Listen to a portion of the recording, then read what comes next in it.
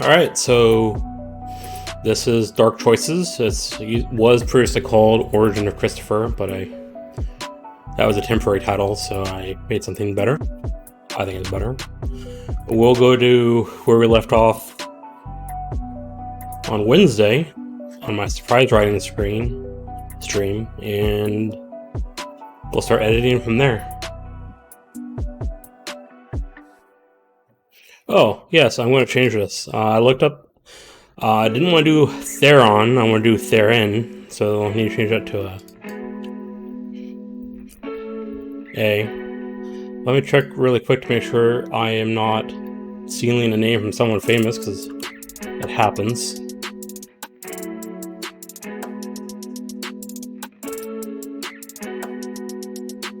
It doesn't seem to be a popular search, so I am fine. I just don't like doing like popular names sometimes, because that name really matters, because it's a name for a main character in my whole world, not just this story. So yeah, I want to make sure I got that right. So Theron.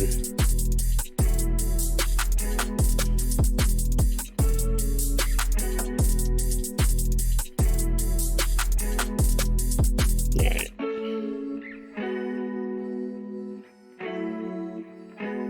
That was a fight scene. If anyone joins and they have questions, oh, wrong button again. Please ask.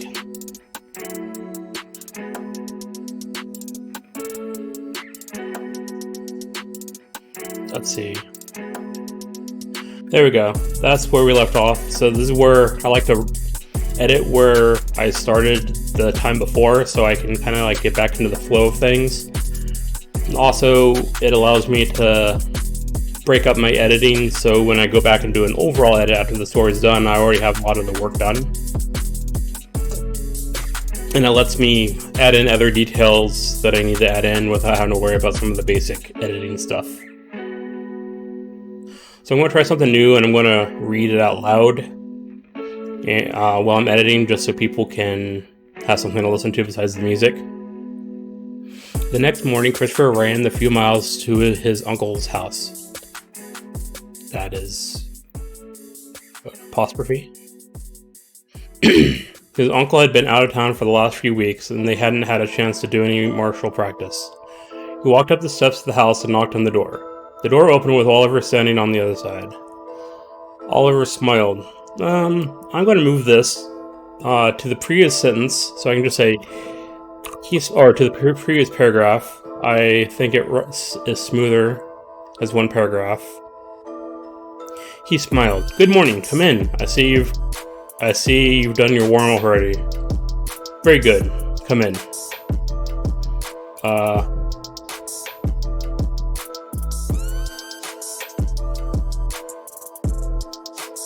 I'm going to get rid of the come in at the end, because I like it better at the beginning. It sounds a little bit more inviting.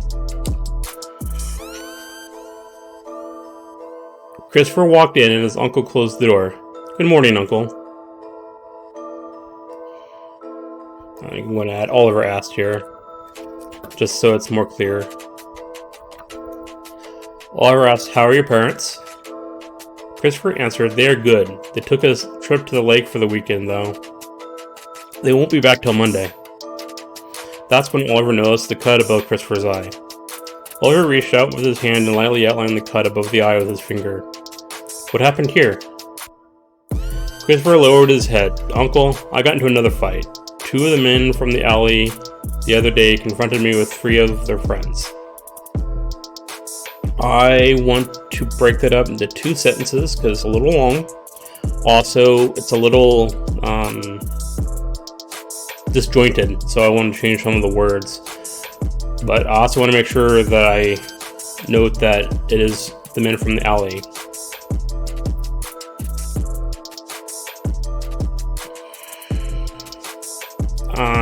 Give me a second here to think how I want to do this. Maybe I won't break into 2 sentences, but it definitely needs to be changed, because I don't like how it flows.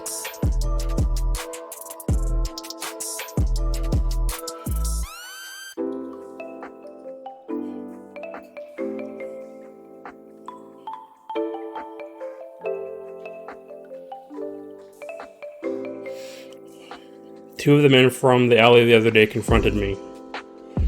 Actually, I will break that up. That doesn't sound too bad on its own.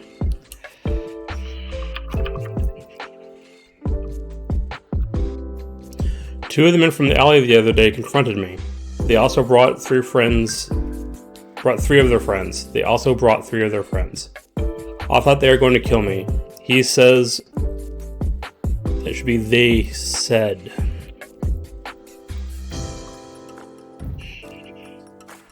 I killed their friend Frank.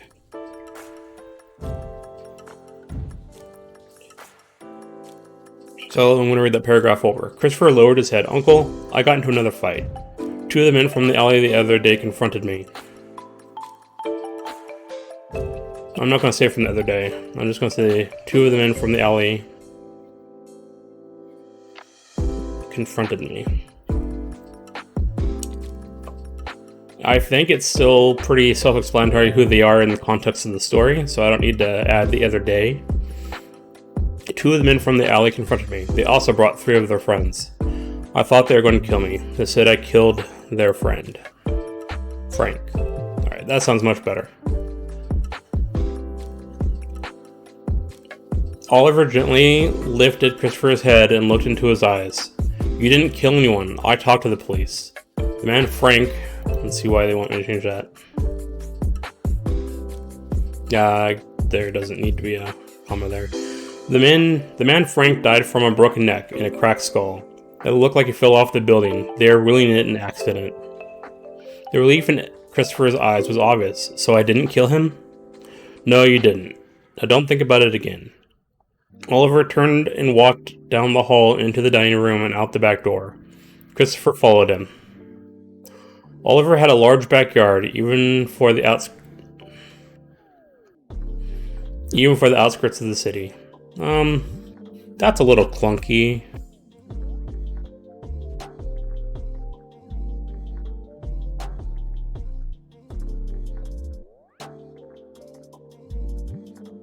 I'm gonna say even Oliver had a large backyard, even no. Let me think here for a second.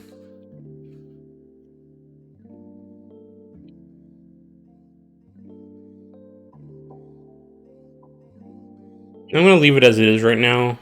Still kind of bothers me.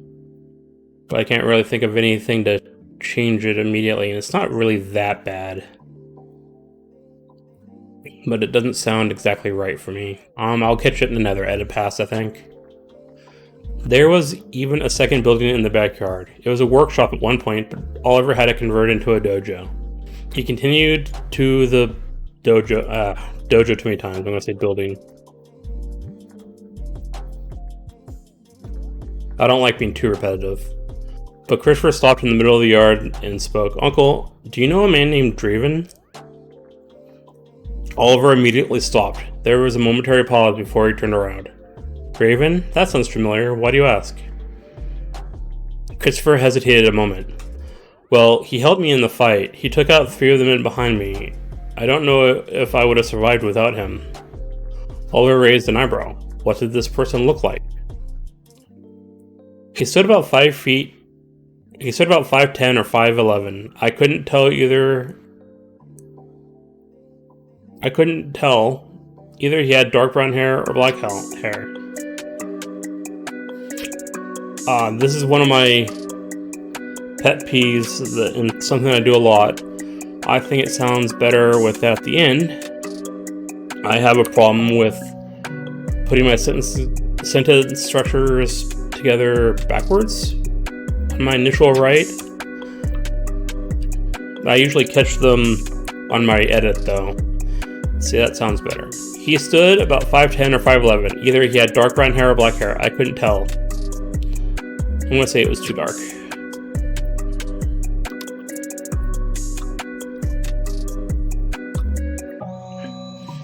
He had green eyes. I didn't see him fight, but he must be a fighter. His grip was as firm as a rock.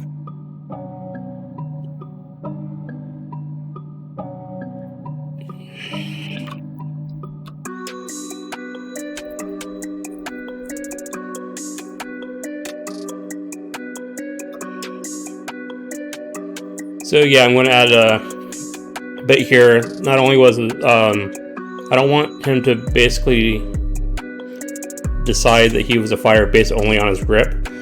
I want to add in that, oh yeah, plus he took out Freeman without breaking a sweat.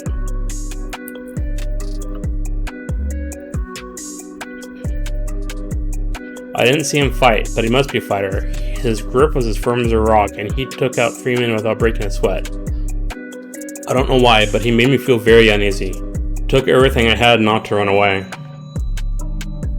Oliver nodded. Oh yes, Draven, I know him. I have not seen or heard of him in a long time. Shall we continue?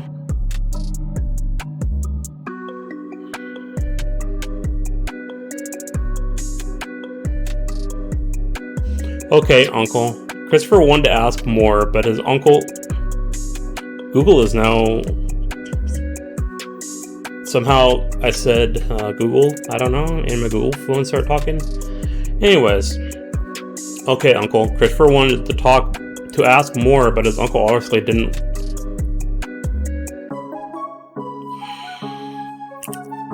Yeah, there needs to be something added here. Didn't want to talk about Draven.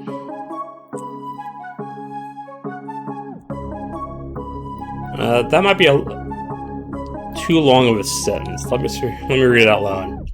Christopher wanted to ask more about but his uncle obviously didn't want to talk about Draven, and when Oliver didn't want to talk about a subject, he didn't. Yeah, that sounds alright. A little long, but flow's alright. He had learned better than to push when his uncle was like this. If it was important, he would tell him about it. That didn't make it any less annoying to Christopher. Christopher followed Oliver into the dojo. It was a large empty space with a clean floor. There were various weapons hung up on the walls, from swords to spears. I'm going to add that it was a clean cement floor.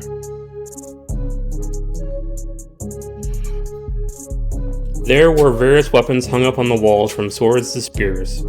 There are also trained weapons, one of which Oliver walked over to and picked up off the rack. It was a rattan stick, about 3 feet long. He handed it to Christopher. I want you to do all the basic forms. First, put on the weighted clothes. Here's a period.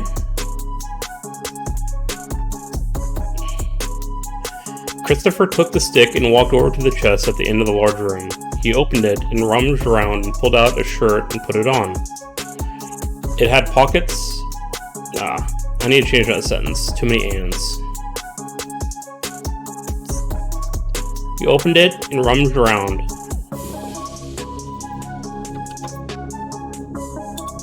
He opened it, rummaged around, pulled out a shirt, and put it on. Better. It had pockets on the outside where he put in metal weights. He then reached into the chest and put on the weighted ankle and wristbands. He picked up the stick and moved into the middle of the room and took a stance. He was about to begin when his uncle interrupted. And do them as slowly as you can. Make sure every movement is precise. Oliver watched him intently as Christopher worked on his forms. With the added weight, he struggled to do it as slowly as he would have liked. Nearly an hour later, and his forehead was beaded with sweat, but he was done. And I think that was sweet, not sweat. No. Comma. But he was done. His muscles were sore. The whole time Oliver walked around him. There were a few times when...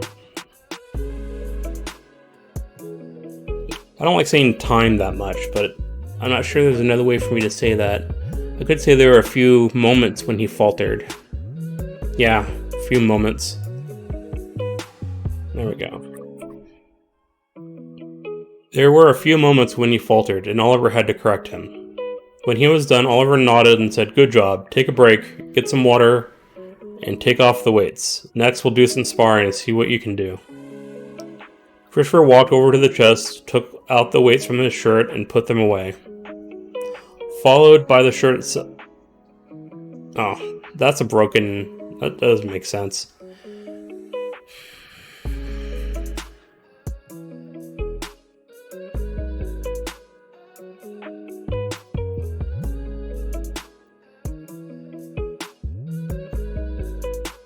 Yeah, I need to completely rework the sentence. So, Didn't make logical sense because it was kind of out of order. He then took off his shirt, the ankle and wrist weights, and put all of them into the chest. There we go. He then took off the shirt, the ankle and wrist weights, and put all of them into the chest. He went into the house and got a drink of water and came back out to the dojo. When he got back out, Oliver had 2 rattan sticks in hand and handed one to Christopher. Ready? Don't need that space there. Christopher nodded. They started 10 feet apart. There were a few minutes where neither of them moved. Christopher shot forward and attacked. Oliver was pushed back, but he effortlessly knocked aside the swings. At one point, Christopher took an aggressive step on balancing himself, and Oliver took the chance. He sidestepped Christopher and stepped forward so that he was now behind him. Let's see, well, first of all, he should not be capitalized.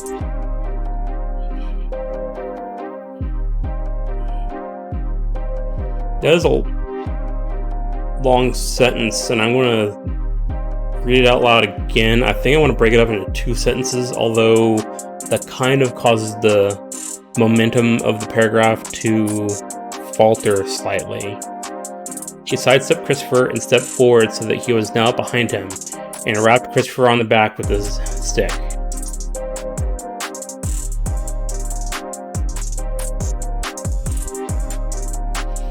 I think I know how to fix that.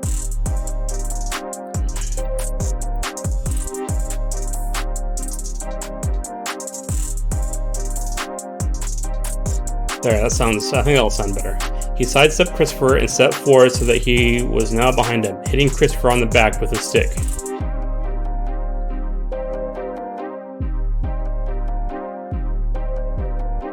I could also change it so he sidestepped Christopher and stepped forward so that he was now behind him. No. Let's see, what was I thinking?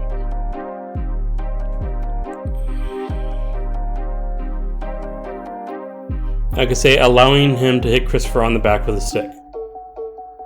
No, I think I like this phrasing.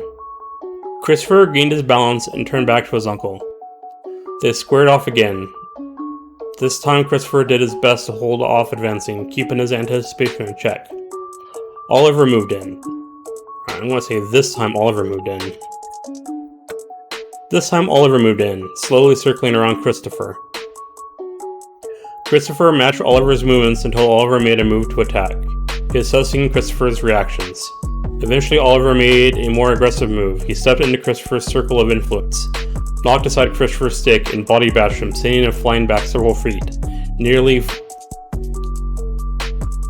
making him fall to the ground. I think it should be nearly making him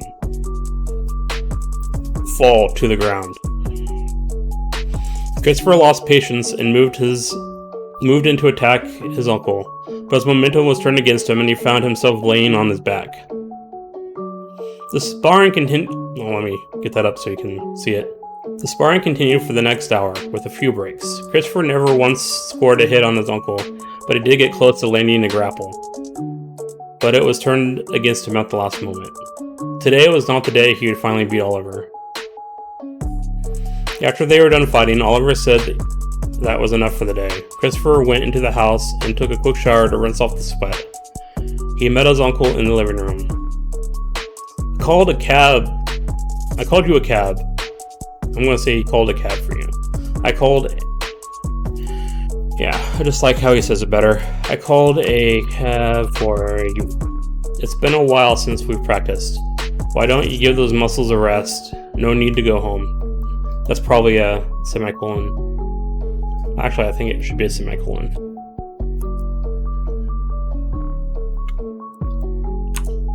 Why don't you give those muscles a rest? No need to jog home today. I'm going to say it's been a few weeks. I'm going to be more specific.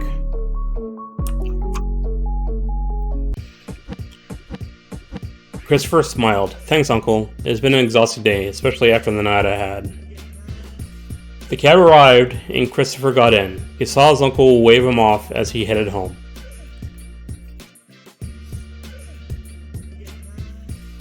Okay, so that is the editing portion. So we're moving on. Oh, well, we did this part already, so we can delete that. So I'm going to talk through the next scene a little bit, just so people understand what I'm trying to do. I wrote out my notes here to things that I wanted to include.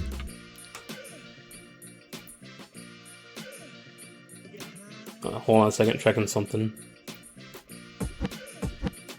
Alright, so the next scene is from Oliver's perspective, and I think it's one of the few scenes where I will actually have Oliver's perspective. I thought of a few ways to do it, and I think this was the best way to do it.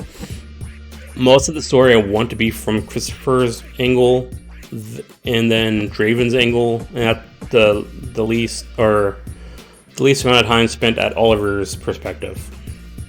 But mostly Christopher's, and some Draven's, and then a little bit Oliver's. So this might be the only scene where Oliver it's his perspective. So this happens right after Christopher gets into the cab. Oliver gives Christopher money for a cab. Oliver then gets in his car and follows him. He follows him all day, basically. Chris goes home, does his homework, goes to a social thing at school at the gym in the evening. Oliver finds Draven outside the gym. There are people milling about in front of the gym. The confrontation is a bit tense. They hint at their past. They both talk about their intentions with Christopher. Draven hints that he is willing to fight for Christopher. Draven wants to turn him now, like very soon. Oliver wants to wait to turn him until some years down the road after Christopher has had a life. They talk about that, and they agree to give Christopher the choice between who he wants to become sire to. So that's the scene we're going to work on. I have some, like I said, I have the outline, so this might be a little bit more rough. So I'm going to be typing now, and after every paragraph, I will kind of go back and talk over that paragraph and what I was doing. So I apologize for the dead space. Listen to some music and watch me type. And I'm going to take a glass of water really quick. Drink of water.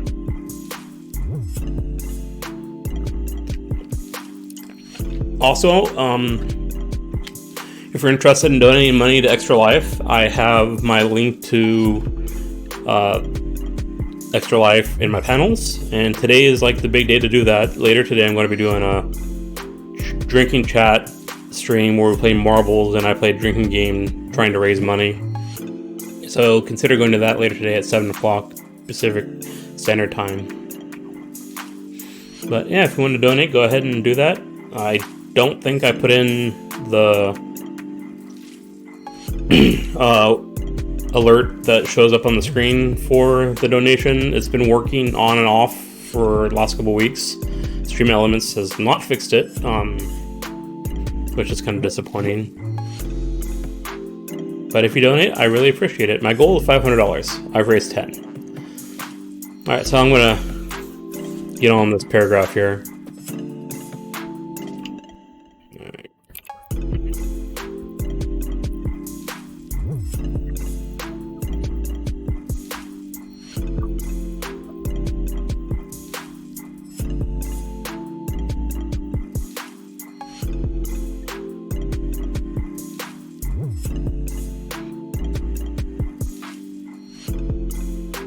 Alright, so I'm just going to say he walked over to his car. I'm not going to say what kind of car it is.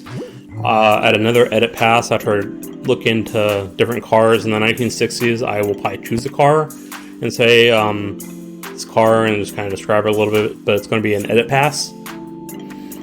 This character in the novel, which he is Philip Clowes named in the novel, it's based in the 2000s, so he's already like killed off the Oliver character and got a new identity for the 2000s.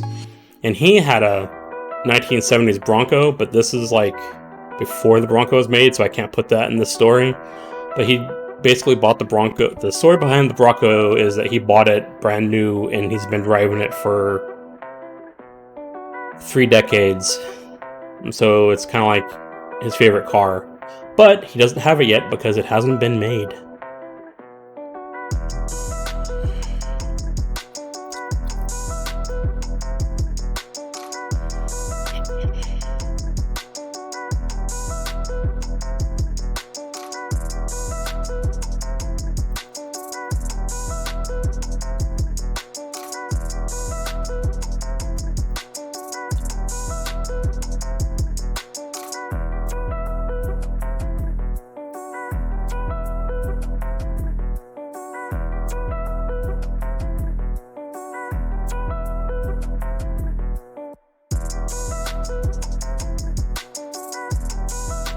Oops.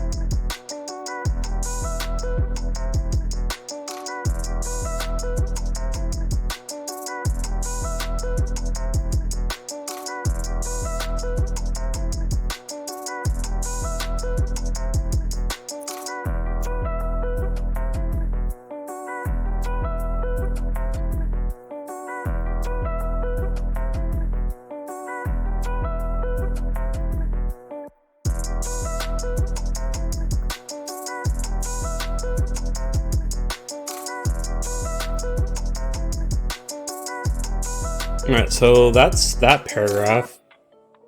Oliver watched Christopher drive away in the cab. He went into the house and grabbed his keys and walked over to the car and got in. Ooh, I'm just going to edit this here. Too many ands.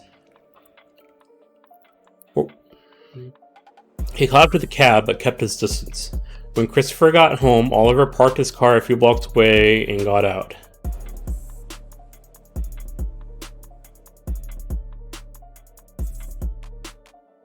I guess there could be a comma there. He positioned himself across the street in the park. He sat down at a bench where he could monitor the area, but not in direct sight of the house. Still, when he focused, he could hear Christopher moving around in the house. I'm going to change in the house to moving around inside, because I've already indicated that he is in the house.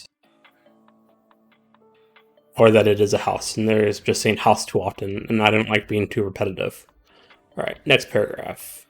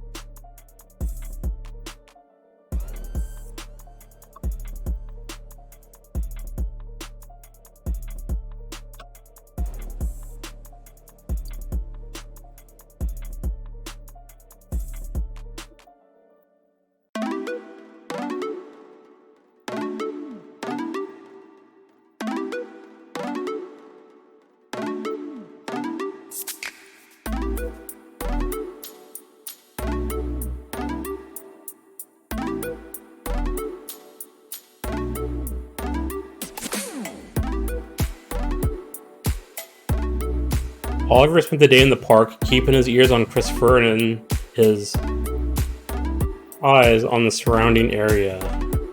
Not areas. He was on the lookout for Draven. He didn't know the man's intentions, but he was too dangerous to allow him to follow Christopher unchecked.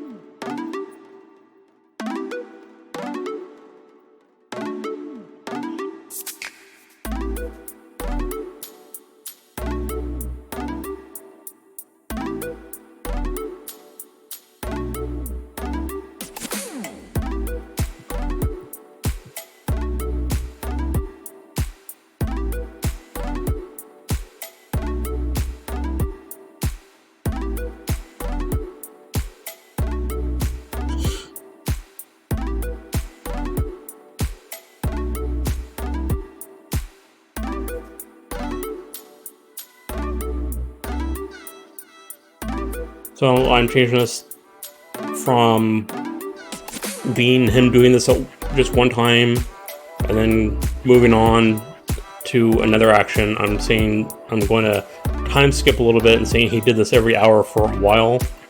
So I'm changing that sentence structure here. Every hour or so, Oliver would get up from the bench and walk around the area, but making sure he could still keep his ears on Christopher. Making sure nothing would happen. I should be making sure nothing would...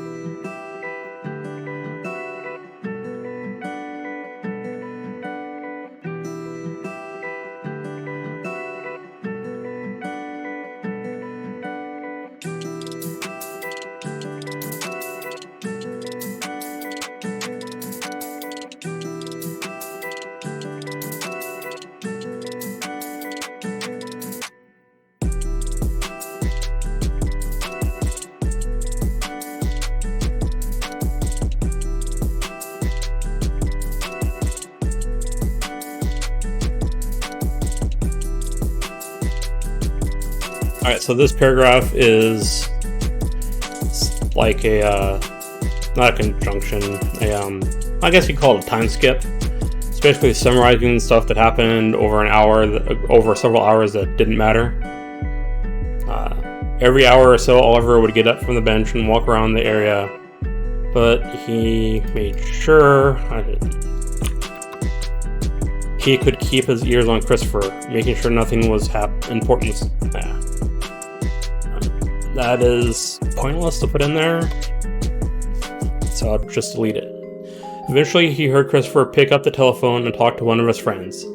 They made plans to go to a dance at the college. It was being held in the gym that evening.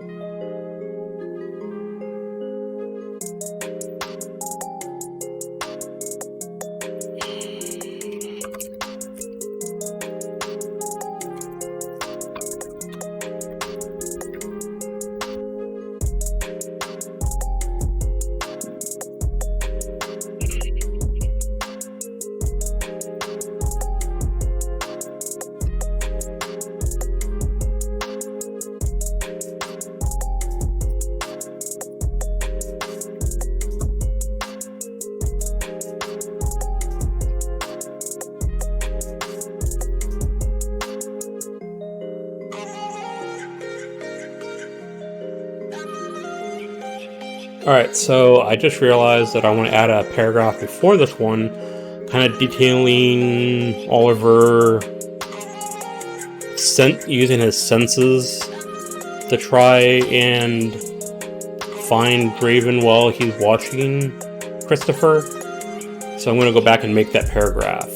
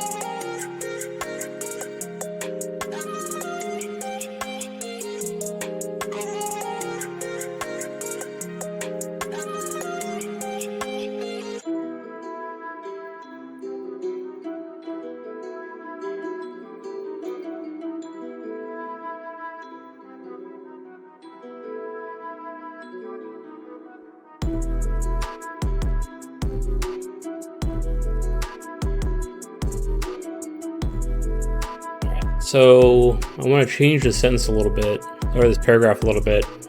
I'm trying to think out how to do it.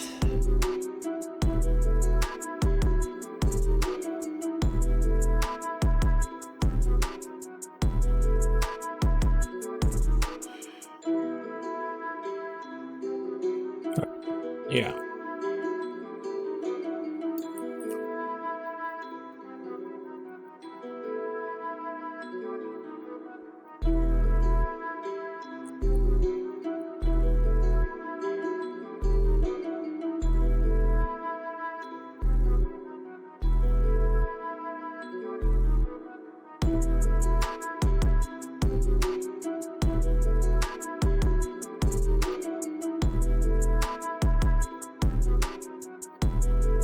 The whole while, Oliver was extending his senses to his surroundings, trying to tell if there were any vampires in the area.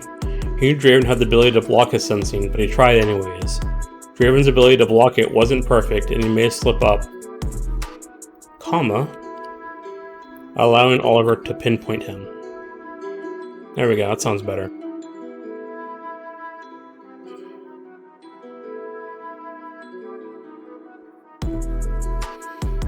Alright. I'm gonna take a drink of water here really quick.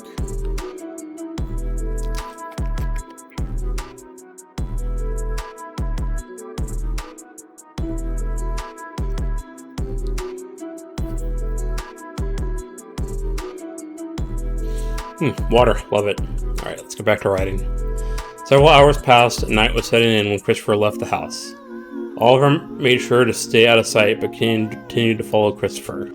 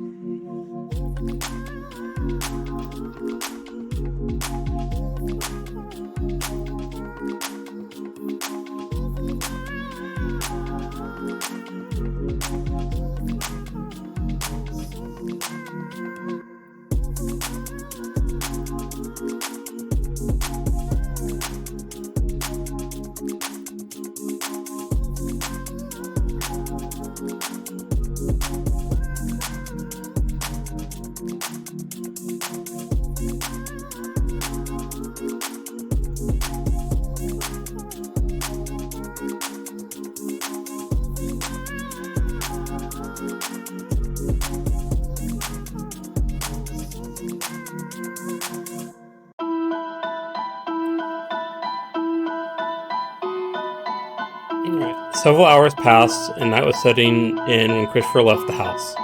Oliver made sure to stay out of sight, but continued to follow Christopher. They went through the park, and then cut through an alleyway. I'm going to say a few alleyways.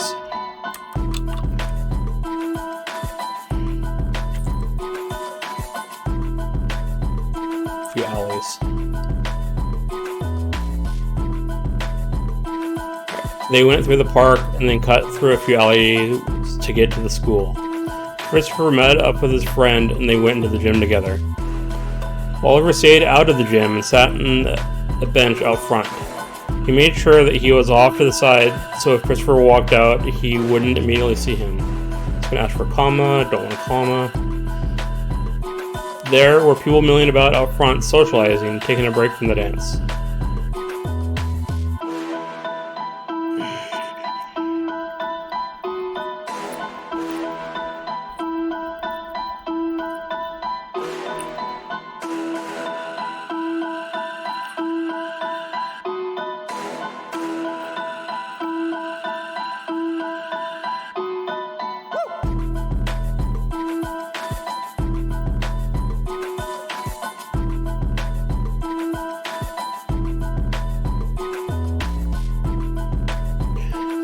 Alright, so I'm going to go back and change it so it was friends and not just a single friend. So I want them to be there in a group.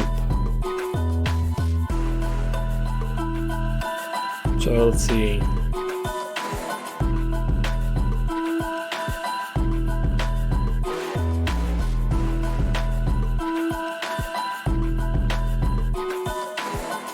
They made plans to go to a dance at the college with a group of friends. There.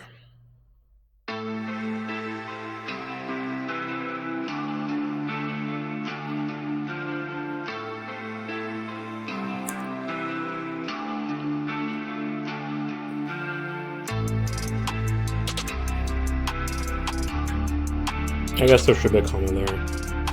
Oliver stayed out of the gym and sat on a bench out front. He made sure that he was off to the side so if Christopher walked out, he wouldn't immediately see him. There were people milling about out front, socializing and taking a break from the dance. Oliver made sure he could still hear Christopher despite the music. It was more difficult, but he could make out him talking to his friends.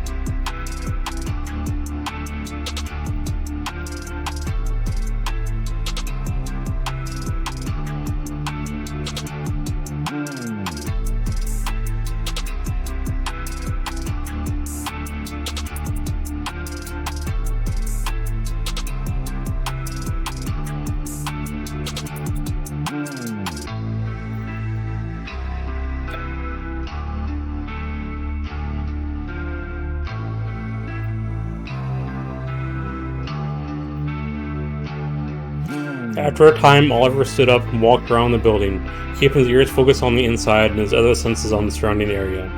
He doubted that Draven would go into the dance itself and confront Christopher, but he was ready for that eventuality.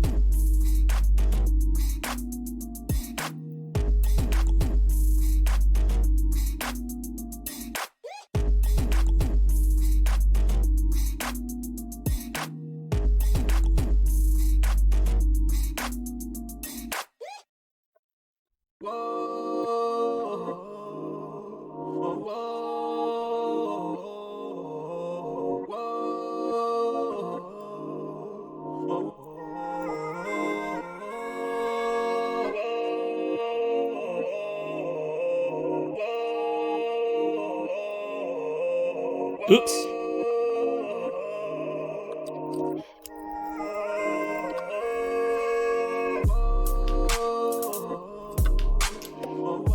Alright. At one point, Christopher walked out of the gym to get some air. Oliver made sure to stay in the shadows so he wouldn't be seen. That's when Oliver felt it. He is sure Draven was near. He increased his visual surveillance. It took a moment, but he found him. Draven, off at a distance, leaned against another building, watching Christopher.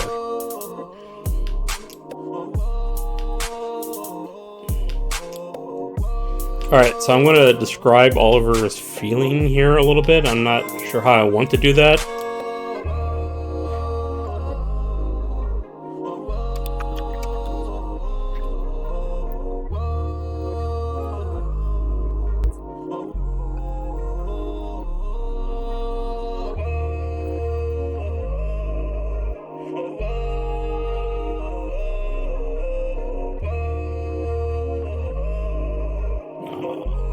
So many misspellings.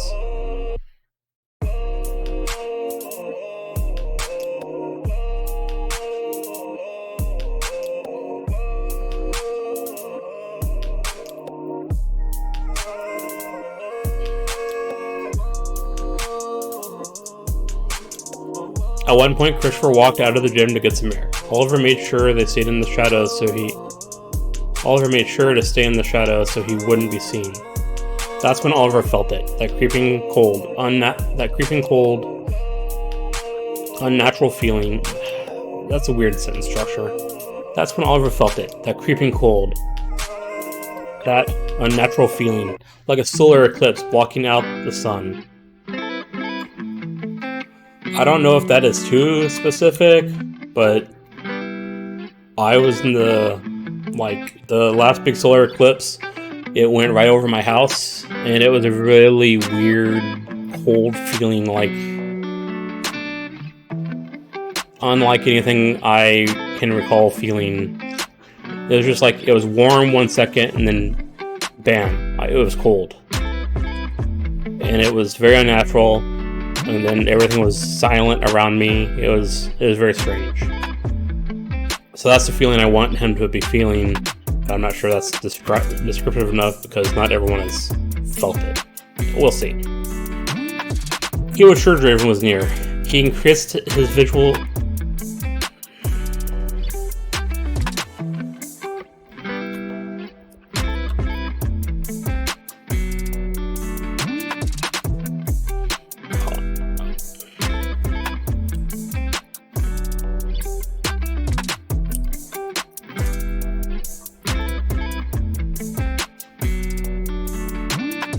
He was sure Draven was near. It was a unique feeling.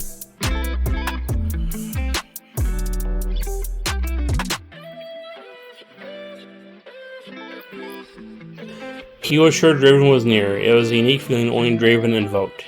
He increased his visual surveillance. It took a moment, but he found him. Draven, off at a distance, leaned against another building, watching Christopher.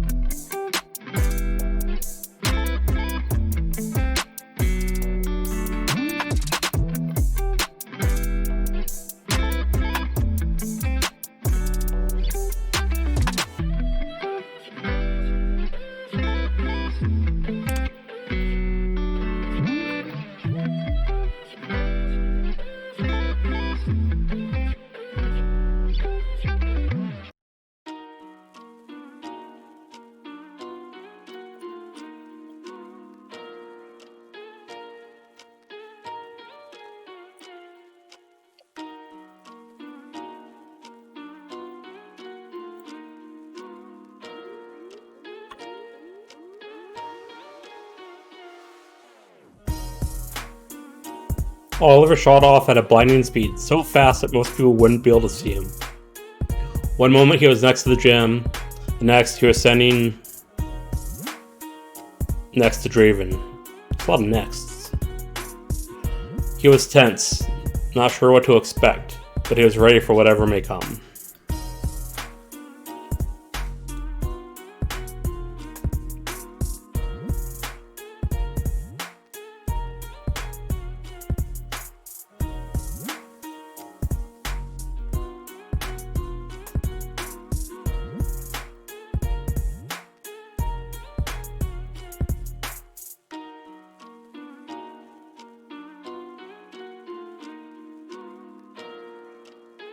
Let's see, I'm gonna go change a detail. I don't remember if I actually said that Draven was leaning against the building, but I want to. Yeah, I did say he was leaning. Okay.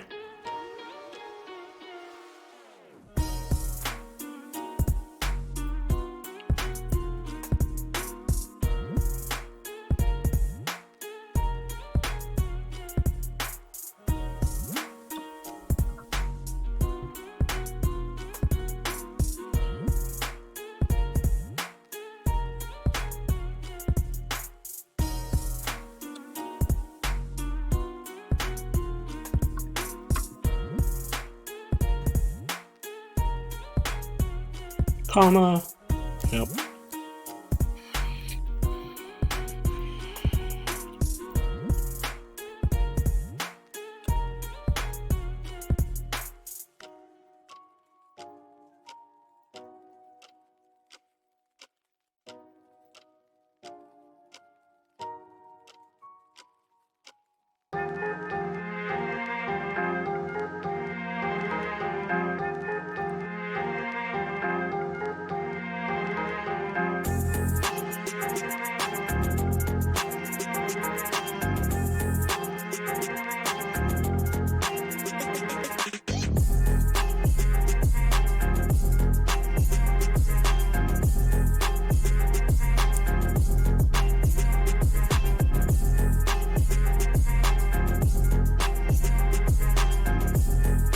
To his credit, Draven didn't look surprised. As Oliver appeared next to him, he stopped leaning against the building and stood up straight.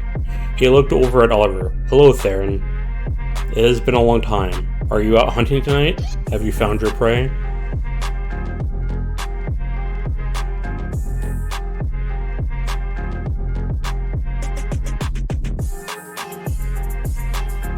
Hello, D-Speeds. Thanks for joining me for my writing stream. If you have any questions, feel free to ask and interrupt my writing. That is why I'm doing it live.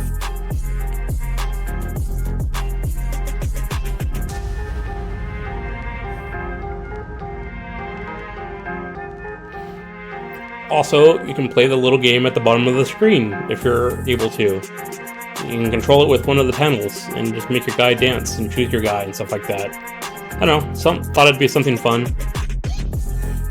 So I'm writing about two vampires who have picked a target they want to turn into a vampire, and the person, Christopher, who's 18, has to choose either between Oliver, someone he's known as his uncle, to turn him into a vampire, or someone he just met, Draven, to turn him into a vampire. They are not giving him the choice to not be a vampire. So he has to make that choice. And I'm just getting to the scene where Draven and Oliver are meeting the two vampires. And yeah, that's pretty much where we're at and the crux of the story.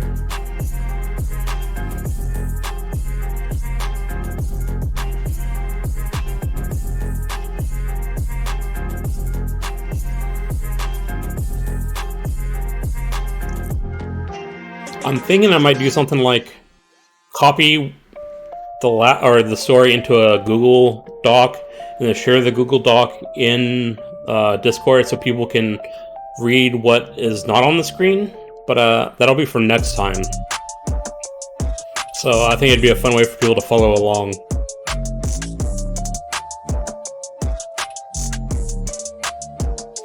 To his credit, Draven didn't look surprised. As Oliver appeared next to him, he stopped leaning against the building and stood up straight. He looked over at Oliver. Hello, Theron. It has been a long time. Are you out hunting tonight? Have you found your prey?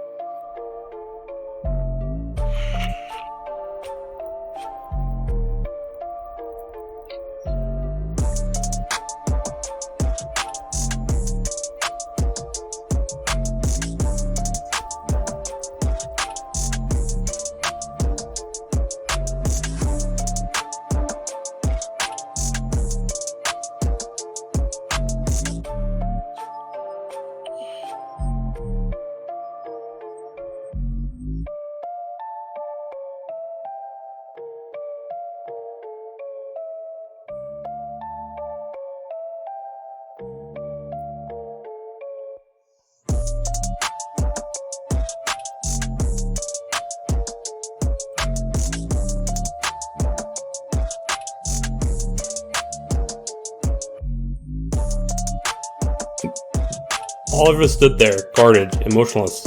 It has been a while. Why are you here? So, in this encounter, I want Draven to basically be asking Oliver if he was hunting, because Draven specifically, and so they'll get into a little bit talking about why they're not fighting, stuff like that. How much do I have done? See, I'm on page 11 with 6,000 words. I'm not sure how far along I am. Maybe about half, but I don't really know. Like, I have another 2 scenes outlined after this one. And then I have to think about how I want to kind of wrap up the story. So I'm thinking it's about 20 or 30 pages long, but I'm not 100% sure. But I think I'm getting to the part where it's the meat of the story. And that's where this scene is coming into play, because this is where Oliver, also known as Theron, and Draven are going to discuss Christopher, and they're going to agree to basically a gentleman's agreement to not fight over Christopher, and to let Christopher decide who he wants to be as sire. About a month.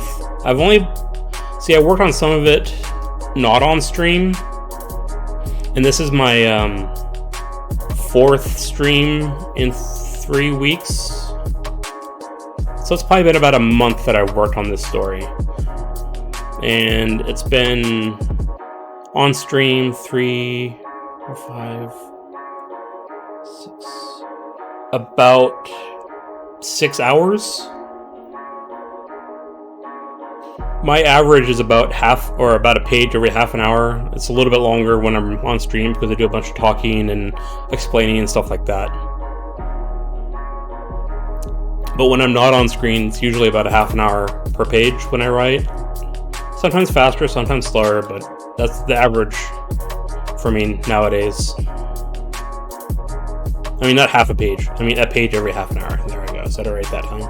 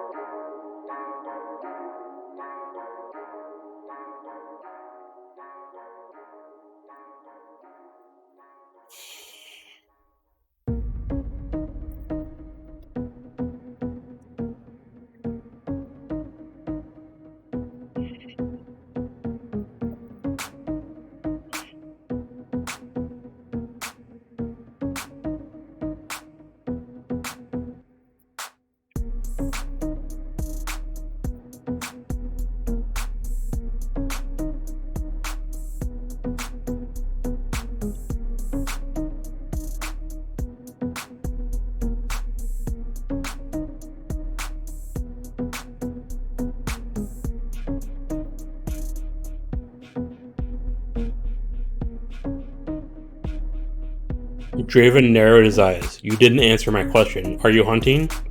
Mortals or immortals?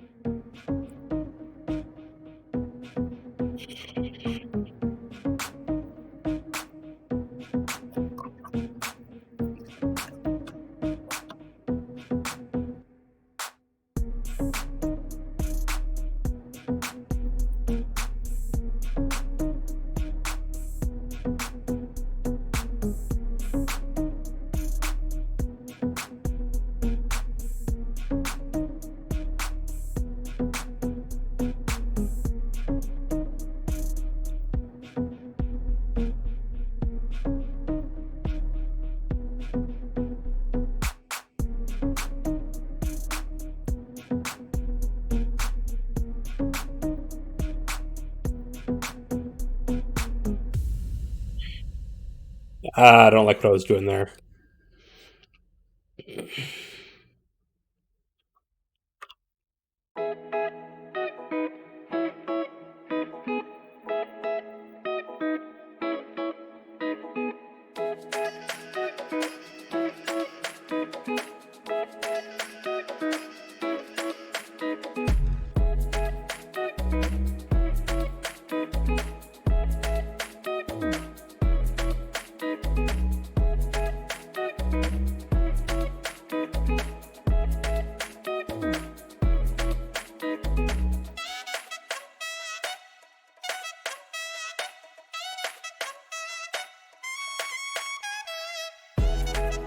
Oliver decided to put Draven's mind at ease and answer his question.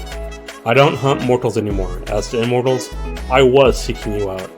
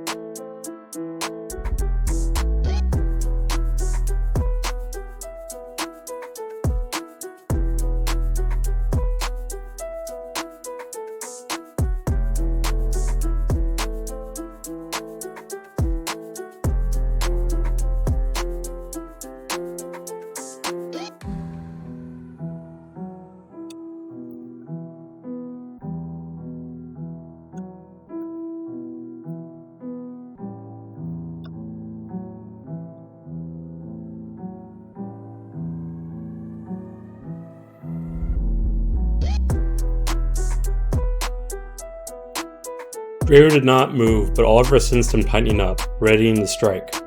So, Theron, you've decided it is my time now? I won't go easy. I may win. You don't even have your sword. Draven nodded over to all the people in front of the gym. Besides, you wouldn't want your precious mortals to get hurt now, would you? I don't think that it needs a comma. If we fought, they would all die.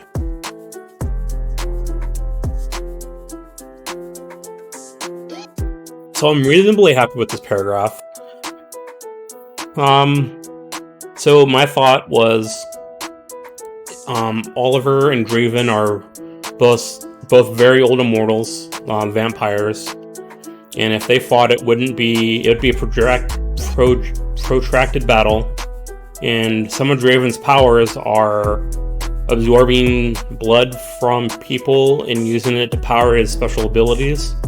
So if they did fight, Draven would most certainly absorb all the blood from the mortals out there to gain power to be able to fight Oliver.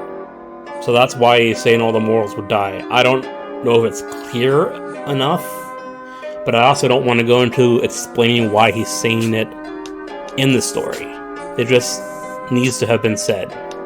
So those are my reasons why I'm saying it, but I don't know if it makes sense to the reader or not. I don't know, I'll continue with it.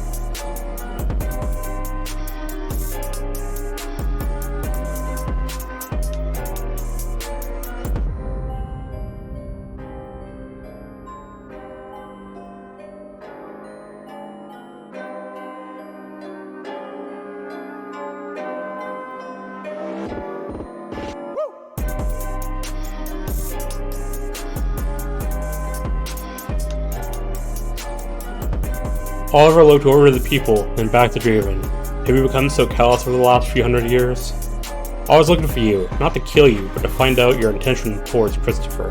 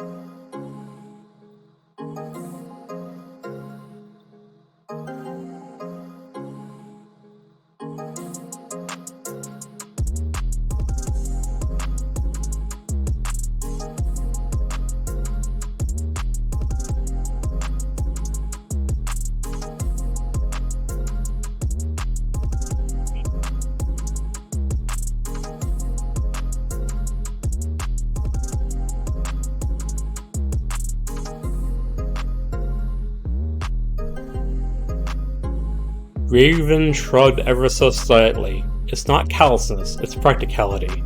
If we were to fight, I would certainly need their blood to defeat you. I hold no ill will towards you, or towards them. As to Christopher, he intrigues me. I want him.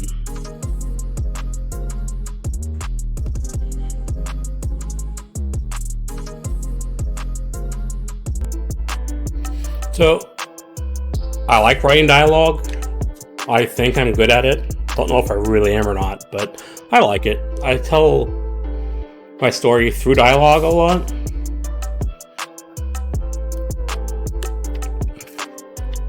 So I feel like I put a heavier emphasis on dialogue than other writers may.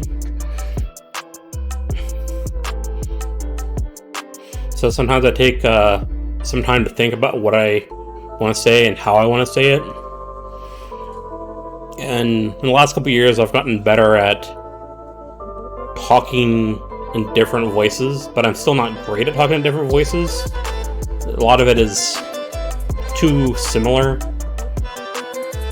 and I can't write dialects, so that makes it harder. It's hard for me to write dialects, so I just don't do it. It seems a little hokey to me, at least how I do it. I've seen it in books where it works out alright, but it's not my thing. Like, I might do it when someone's trying to emphasize something in a dialect that they're not normally talking in, but it's very rare. Draven shrugged ever so slightly. It's not callousness, it's practicality.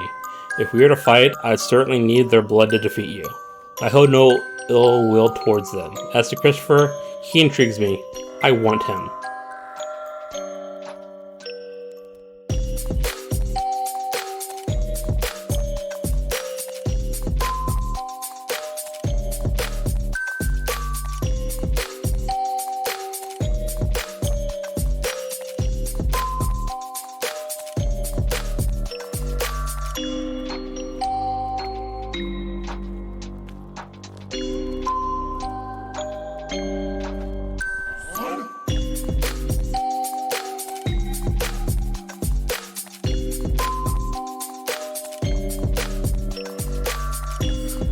So I was going to have Oliver have an internal dialogue there for a second, but I think I want him to ask a question before he has that dialogue.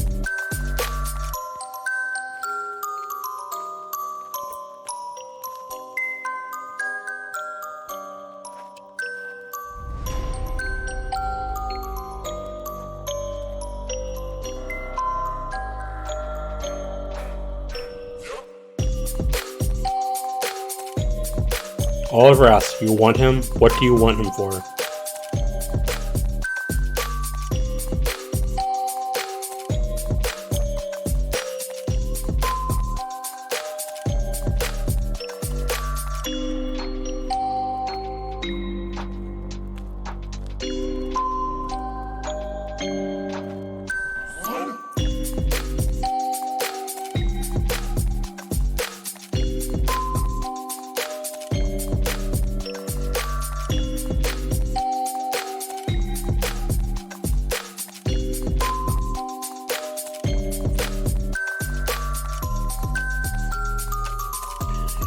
Draven stated simply, I want to make him mine, to turn him. There. Now Oliver can have that internal dialogue I wanted to have him have.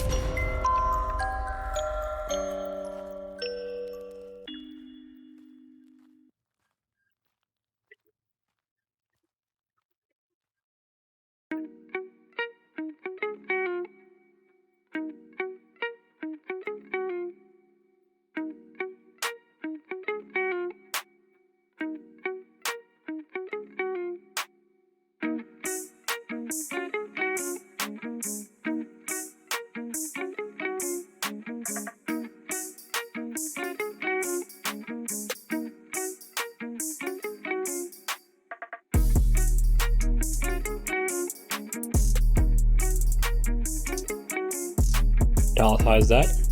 Draven stood there thinking. Oliver stood there thinking. Draven wants to sire someone. He hasn't done that since before the Crusades. Why now? Why Christopher?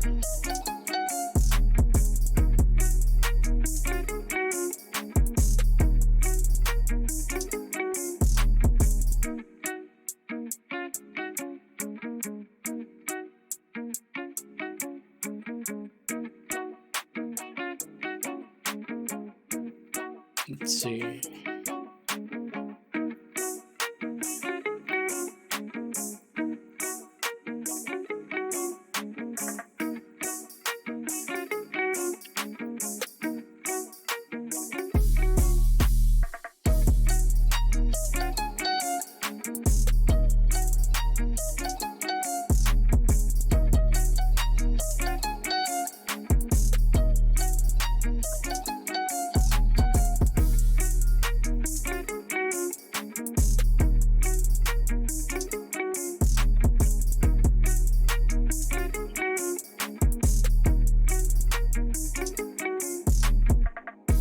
Alright, so I said, Oliver stood there thinking, Draven wants to sire someone.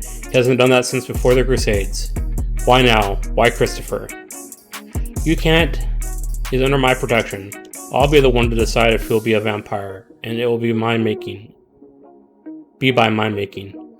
I think I won't change that, so this sentence here will come later. I think I want to have him ask, why Christopher? Yeah.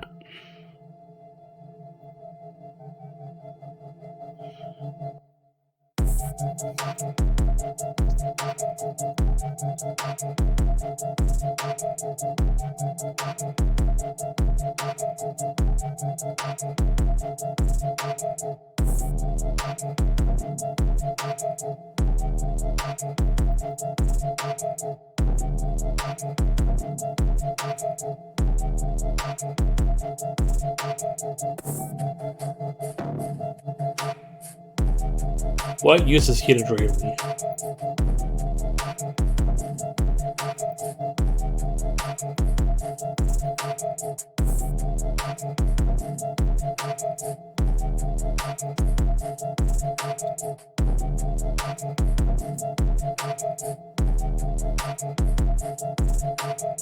Oliver asks, why do you want Christopher? What interest do you have in him? I'm going to say, what interested you in him?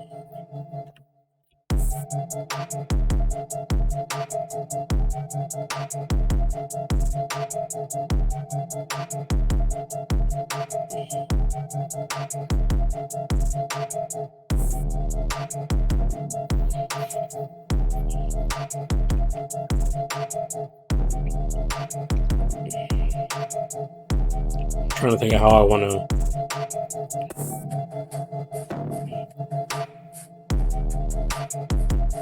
Trying to think of how I want to respond. Like, I know how I want to respond. I'm not exactly sure how to start a sentence, because I don't want to just say Draven said, Oliver said, Draven said, Oliver said. No, that gets too repetitive. But we're also not making any movements, so it's kind of difficult to say how they're acting.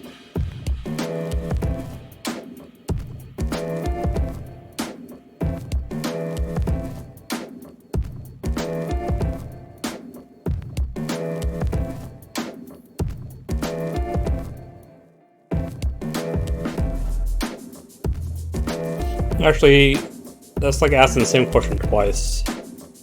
I'm just gonna ask, why do you want Christopher?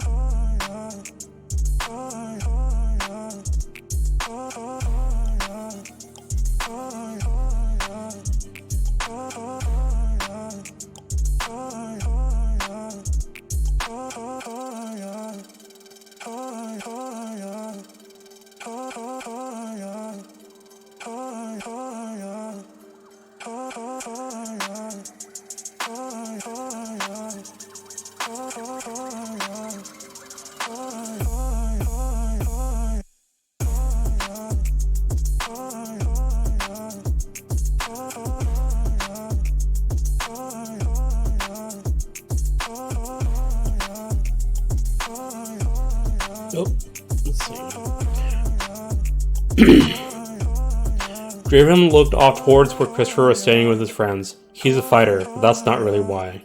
He looked back at Oliver. The other day, he incapacitated my prey. Right before I fed on him, I swear that some part...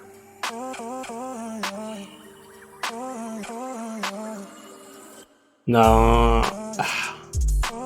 I like what I'm saying, but it's confusing, so I gotta fix that. Right before I fed on him, I swear that some part of... deep down. Alright, yeah, that's better. Right before I fed on him, I swear that some part of Christopher deep down sensed that I was there. I haven't seen someone like that in an age.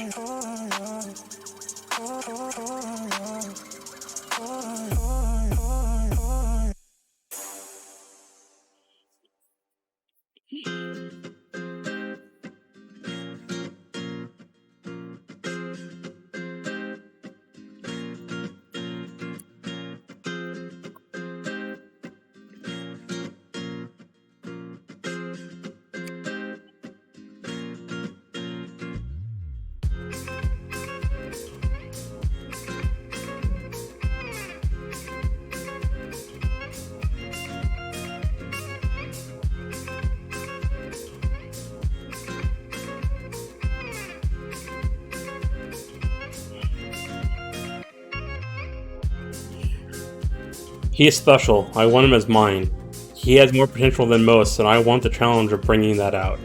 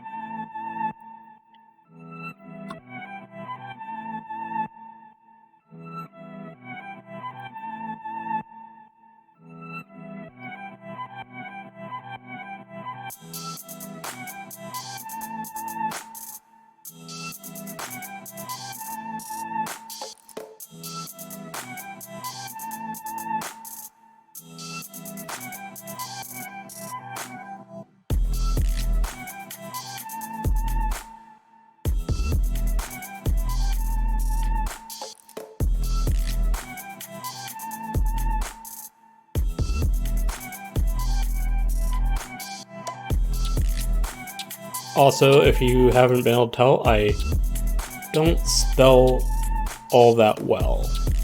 Thank God for word processors.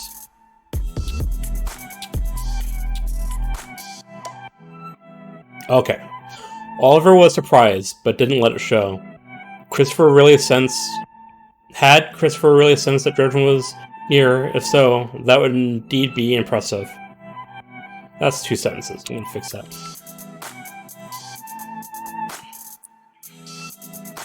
Had Christopher really sensed that Draven was so near?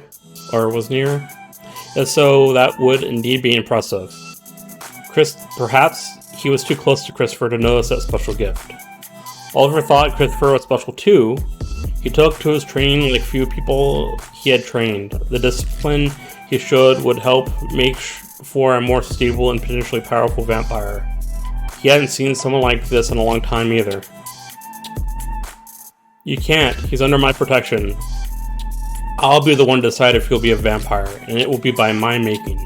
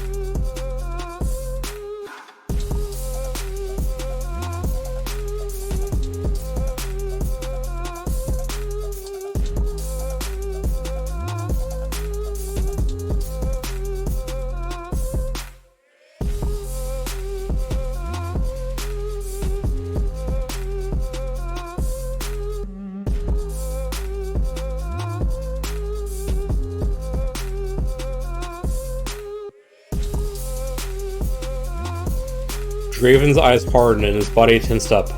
No, he is mine. Stay out of my way this one time, or I will end you.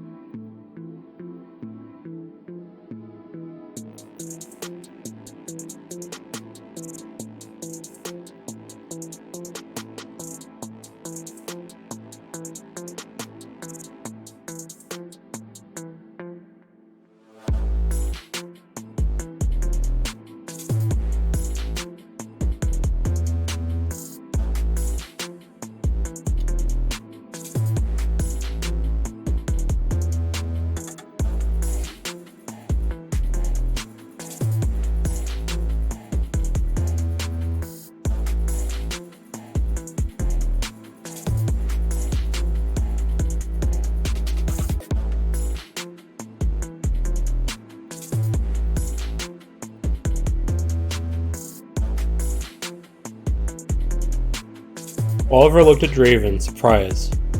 He even let some of that surprise slip onto his face. In the whole time that Oliver had known him, Draven had never been willing to kill him over a mortal. But it's changed. Perhaps there is another way. We let him decide.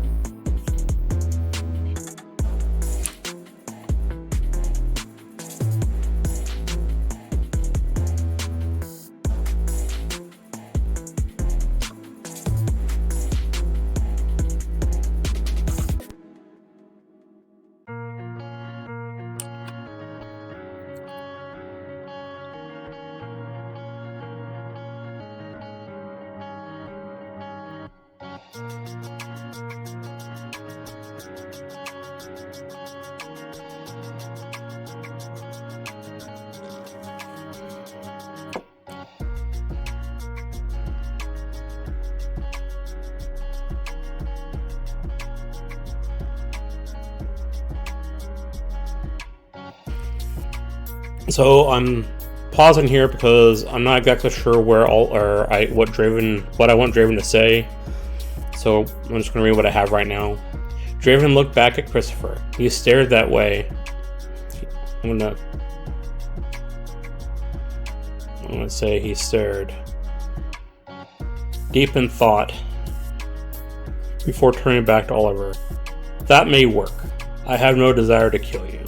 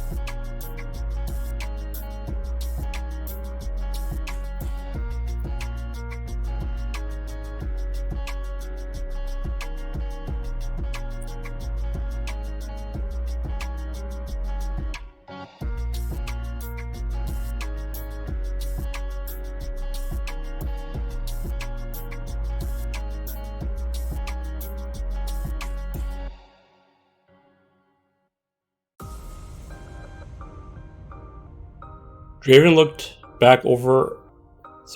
Draven looked. No, that sounds wrong. Draven looked over at Christopher. He stared deep in thought before turning back to Oliver. That may work. I have no desire to kill you, and I know I may well lose. We have fought many battles together, and never once were we on opposite sides. I'm willing to compromise this one time. He must decide soon.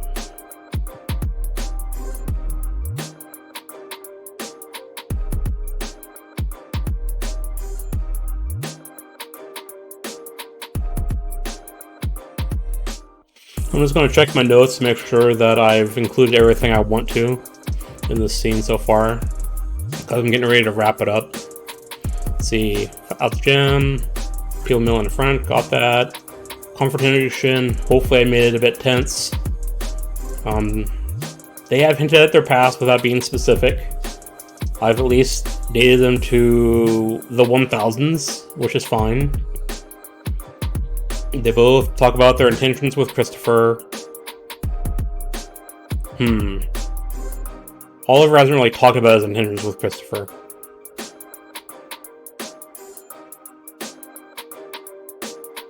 Draven hints that he is willing to fight for Christopher. Done that. More than hinted. Flat out told them. Draven wants to turn him now, and Oliver wants to wait. I need to highlight that in the conversation.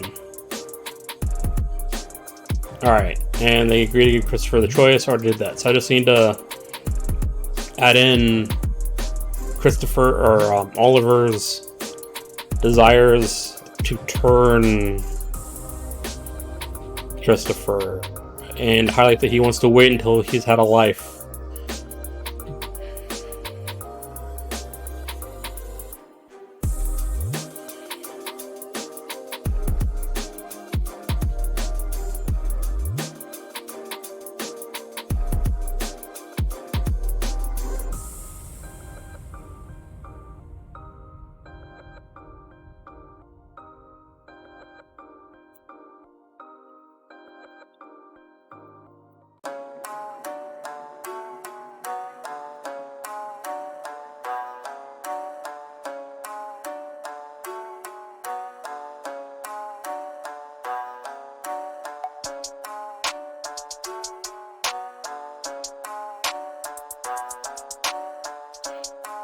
Perhaps there is another way. I too want him as my own.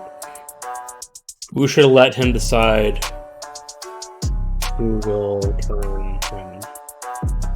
Draven looked it over. Yeah, okay. I added that in there just right, I think.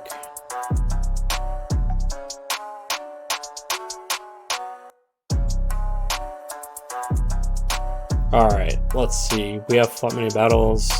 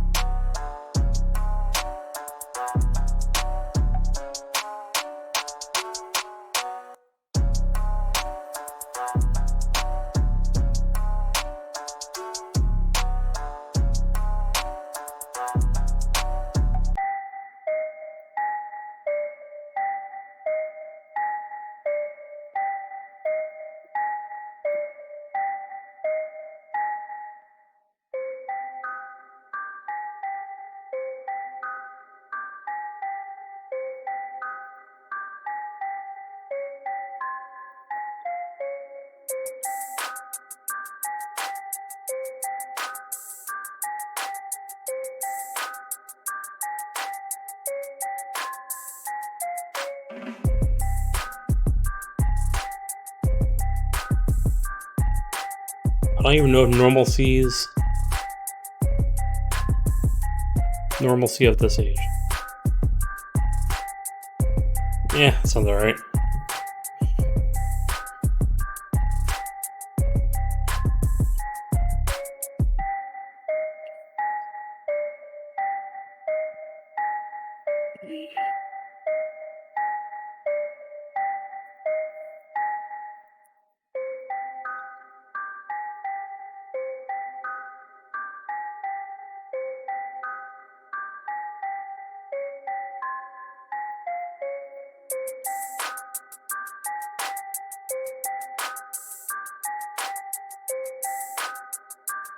Draven shook his head. He is of the right age. He is a man. You've grown... I want to say you have. You have grown too accustomed to the normalcy of this age.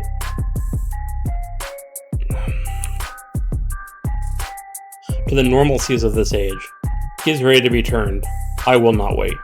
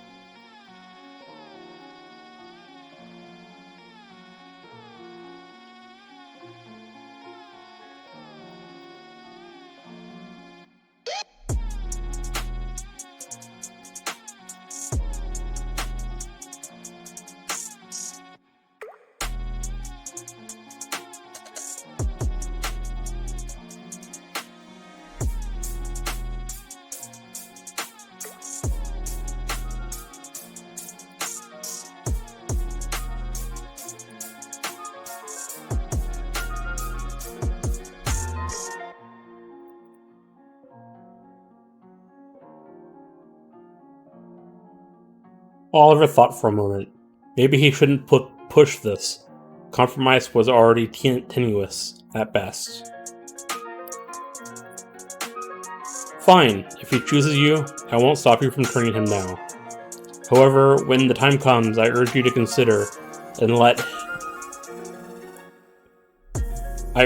reconsider and let him have some normalcy before bringing him into our world.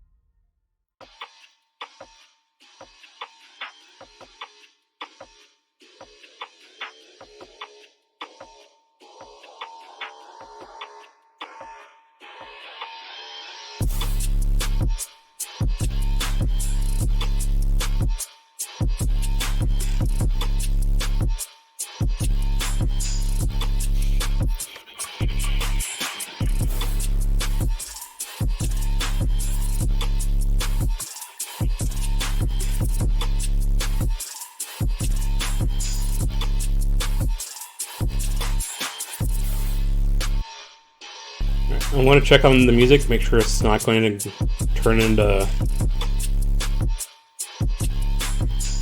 Oh, I'm glad I checked the music. It's just about to turn into copyrighted music. Right now I'm playing non-copyrighted music. So I'm going to go ahead and change it now. Let's do some EDM.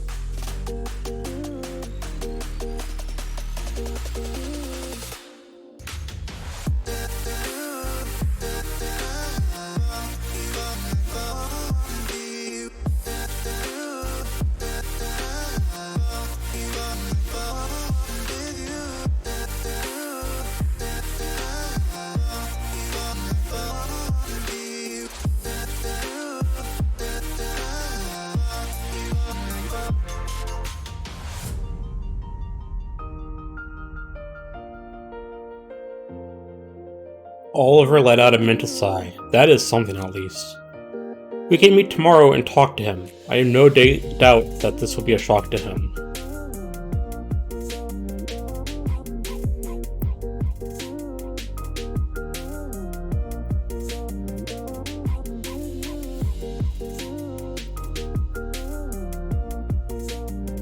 I was going to say best we do this as a united front, but I don't think I'm going to say that.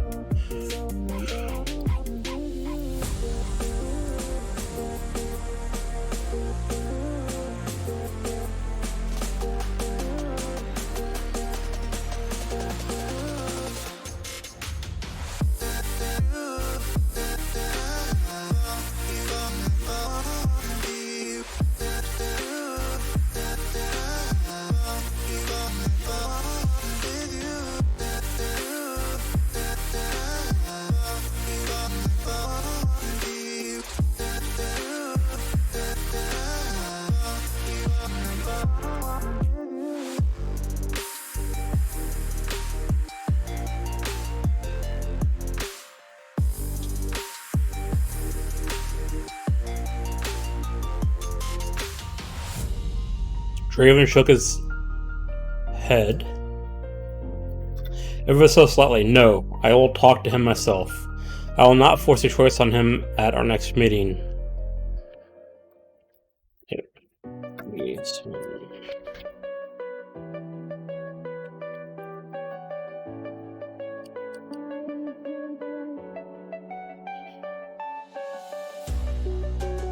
supposed to be a comma there, I think. Yeah.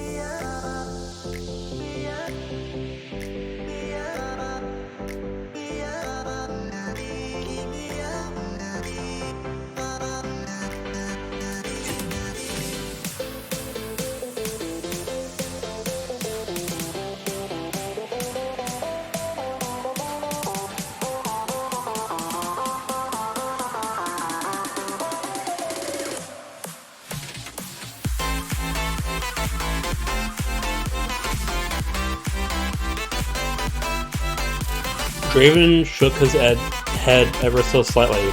No, I will talk to him myself. I will not force a choice on him at our next meeting, but it will be soon. At this, he turned and made ready to leave before he looked back at Oliver. It was agreeable to see you again. I am still yours. I will join the big hunt again if you find that it is necessary. I think I'm just going to call it the hunt, and I'm going to capitalize it. I am still yours. I'll join the hunt again if you find that it is necessary. As you know, I enjoy a challenge. And then he quickly moved off and disappeared into the darkness. So the reason why I added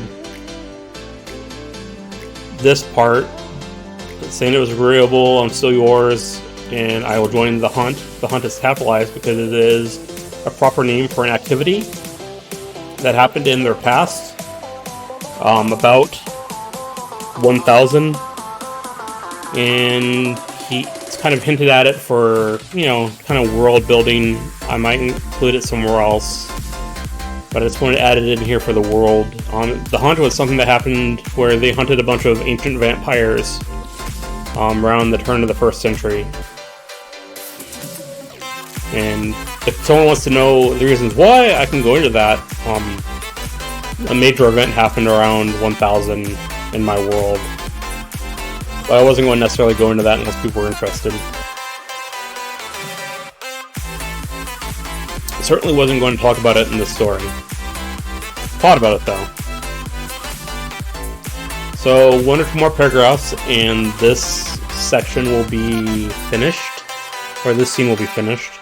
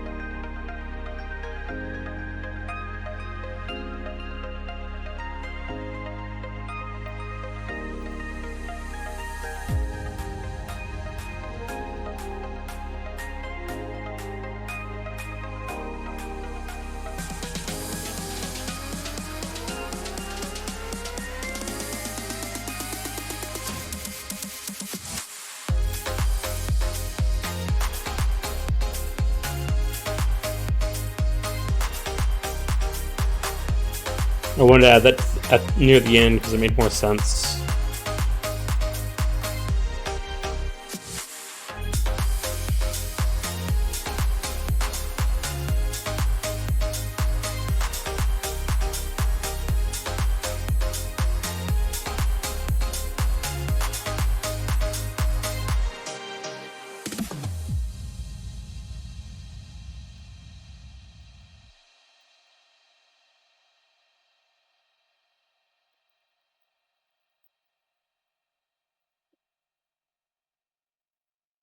Oliver watched as Draven disappeared. He no longer felt Draven's presence. He either had let his guard down before to lure him in, or it had just slipped. Oliver wasn't sure. He looked over at Christopher, who was walking back into the gym with his friends. He had his He had his answer. He now knew why Draven was following Christopher. He moved off towards his car and began to make his way home. Alright, so that's the end of that scene. I'm going to just highlight the scene and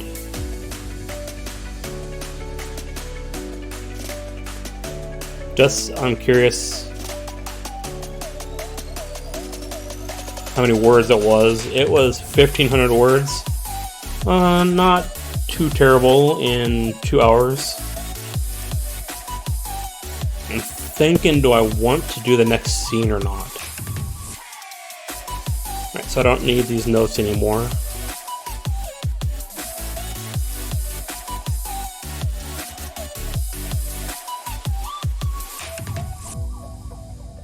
So the next scene is from Christopher's point of view.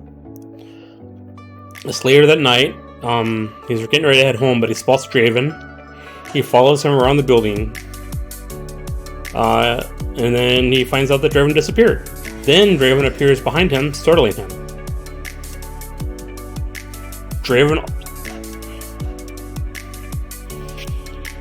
offers him the gift of untold potential.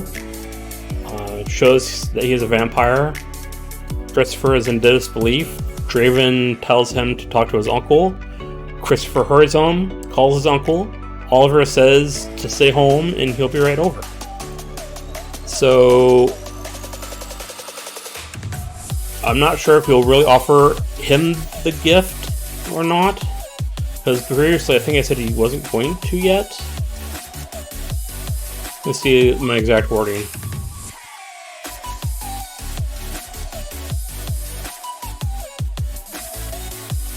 Okay, he says he will not force a choice. So I'm open to letting him have the choice, but not choosing at that point. Alright, so I think I am going to work on this next scene. See if we can get to 2,000 words today. I am doing National Novel Writing Month. Although I'm not writing a novel per se, I'm writing a short story. I'm also working on another novel. My goal isn't to finish a specific project, but it is to write a certain amount of words, which is the 50 keywords. I'm pretty far behind the last time I did this, but that's mainly because I've only written on stream over the last 3 weeks now. So I'm going to start writing my novel again. I'm not going to probably do that on stream, but I might. I'm definitely only going to do my short story here on stream. So you don't have to worry about that. You can follow along. I also upload the video to my new YouTube channel, Eleanor's Story Corner. So if you miss something, you can go back and look at it if you want to.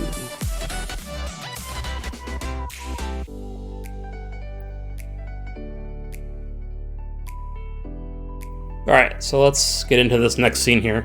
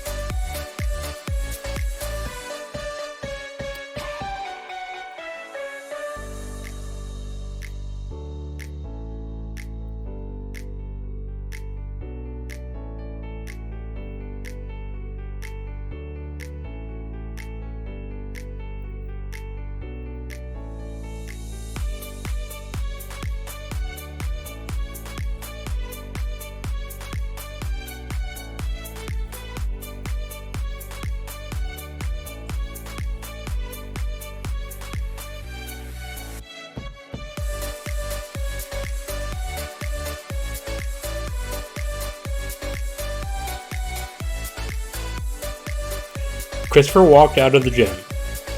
He was tired and a little exhausted from dancing all night. He had a good time, met some new people,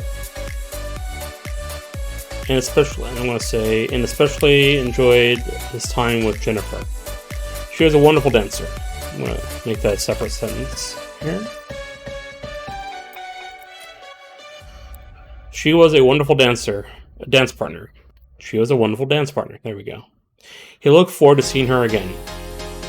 He had just waved with friends and started home when he caught something out of the corner of his eye. Turning to look, he saw the man, Draven, go behind the gym. Christopher considered not following him, but his curiosity got the better of him and he followed, going behind the gym.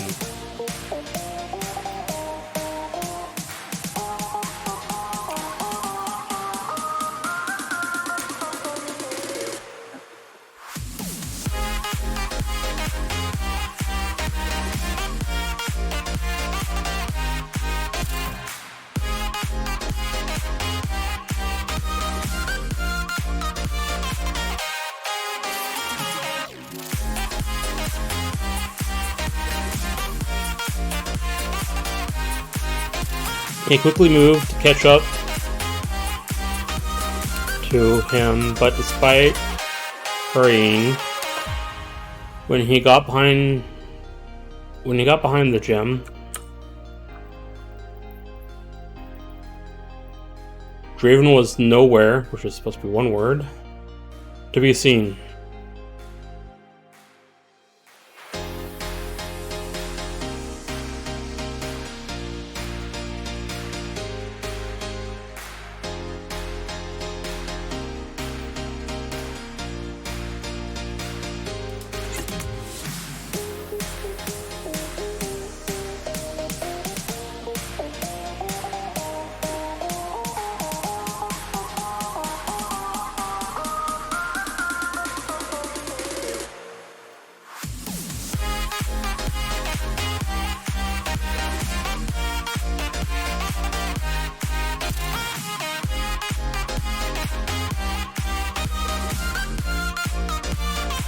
He moved quickly to catch up to him, but despite hurrying, when he got behind the gym, Draven was nowhere to be seen. Then all of a sudden, he felt a chill come over his body, and he heard Draven's voice behind him. How do you do that?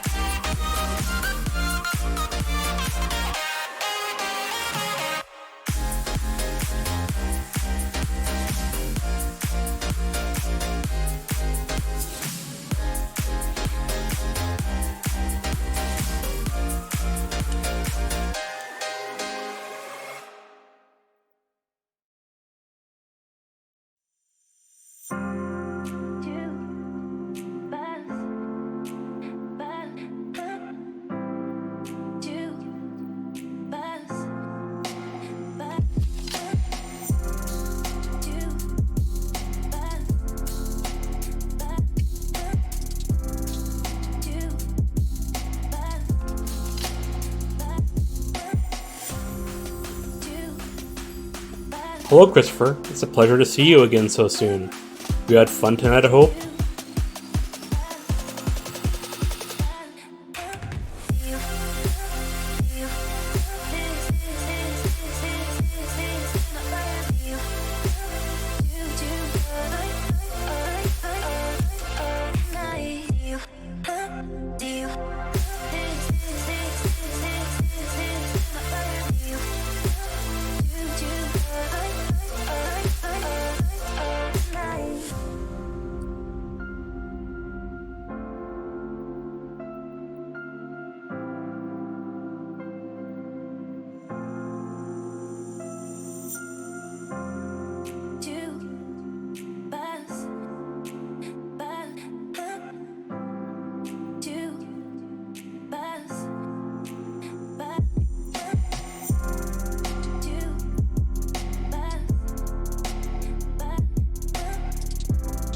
Christopher nearly jumped, but managed to keep calm and turned around, facing Draven. I did have fun, thank you. Are you following me?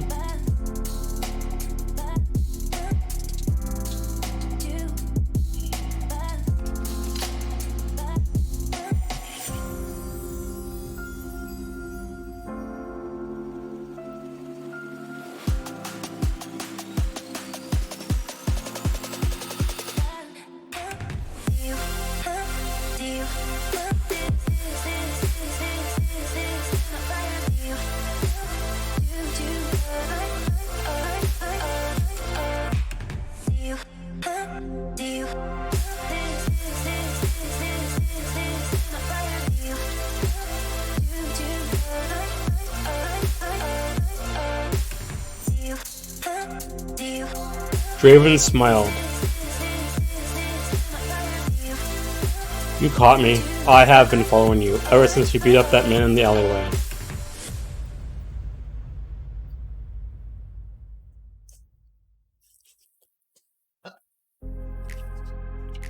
Oh no, my coffee's gone.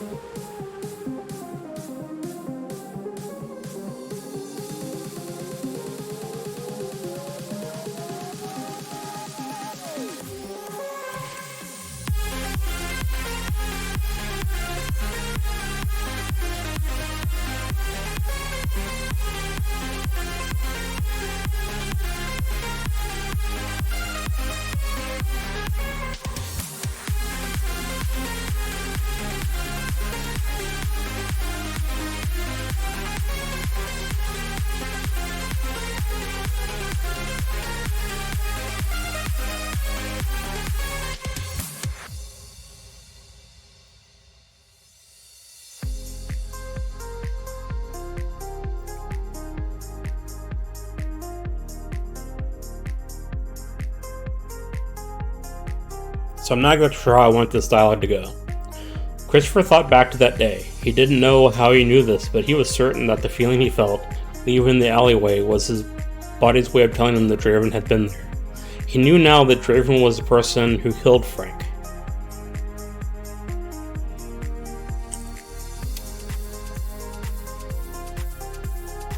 I'm not sure exactly what I want Christopher to say at this point.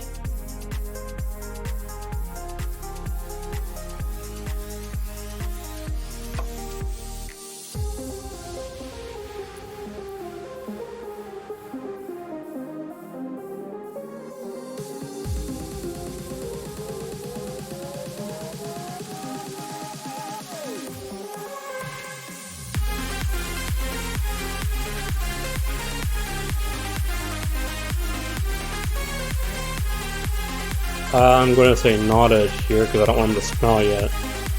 I want him to smell here.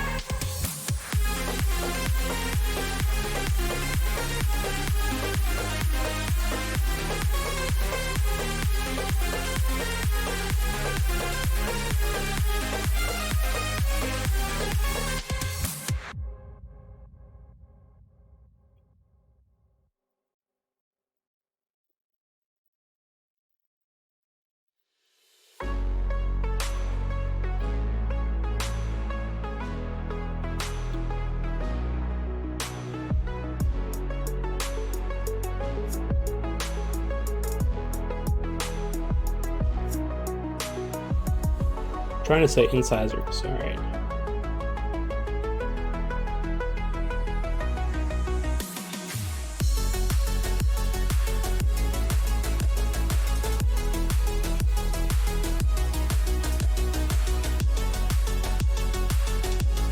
Oops, behind my image.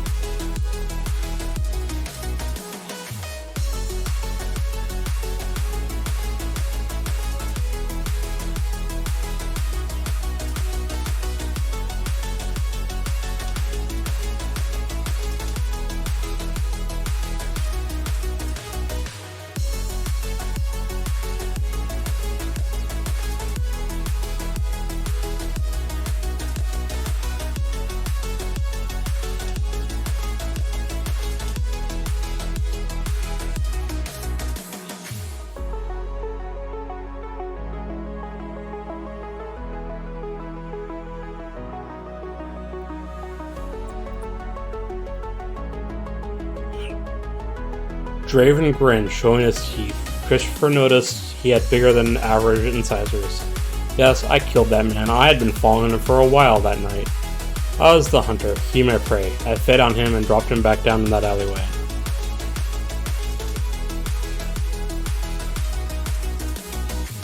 I think I want to make this a little bit more grandiose. So, yeah, what do you think about this for a second?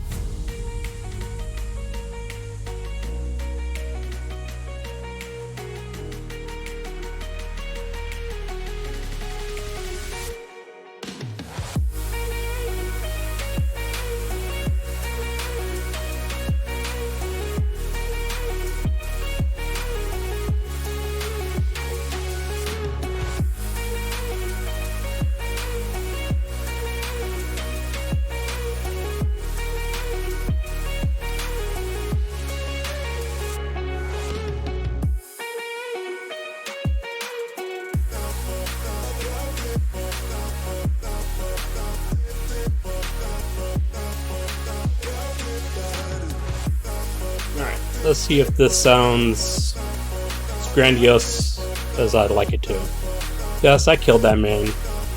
I had been following him for a while that night. I was the hunter and he my prey. I fed on him and dropped him back down in that alleyway. I've been hunting through the ages, feeding, killing as I please. And I want you to join me.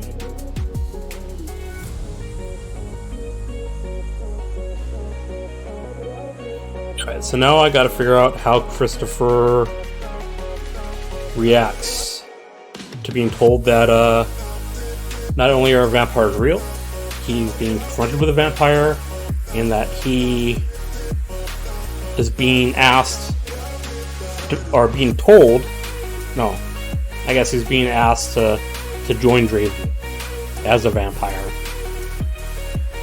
So I think I'm going to have Christopher be a little shocked, kind of not admit it, of course, but ultimately he feels in his heart, in his body, in his soul, that what Draven is saying is true.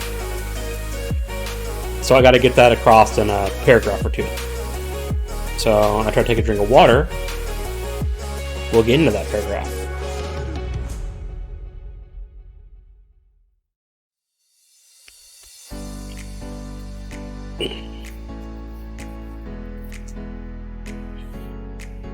Alright, let me pick something really quick. Alright.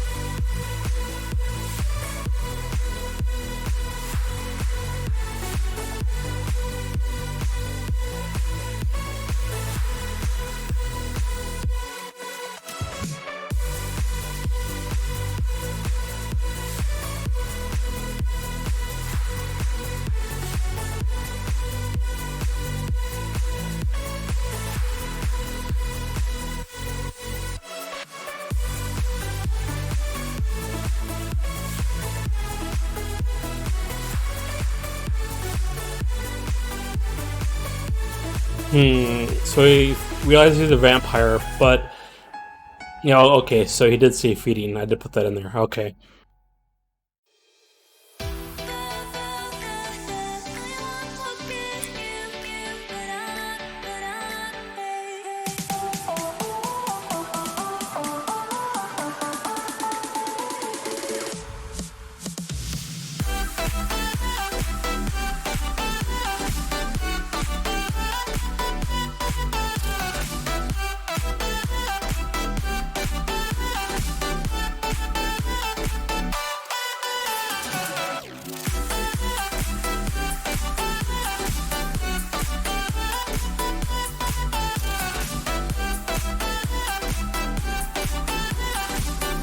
Doing some internal dialogue here.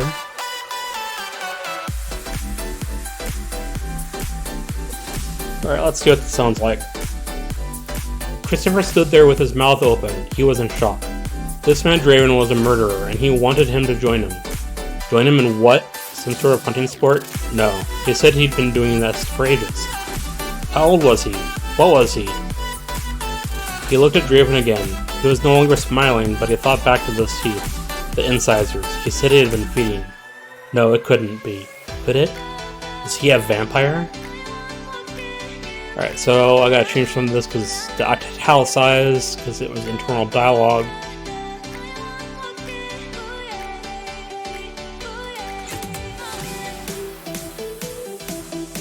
Alright, so that should be italicized.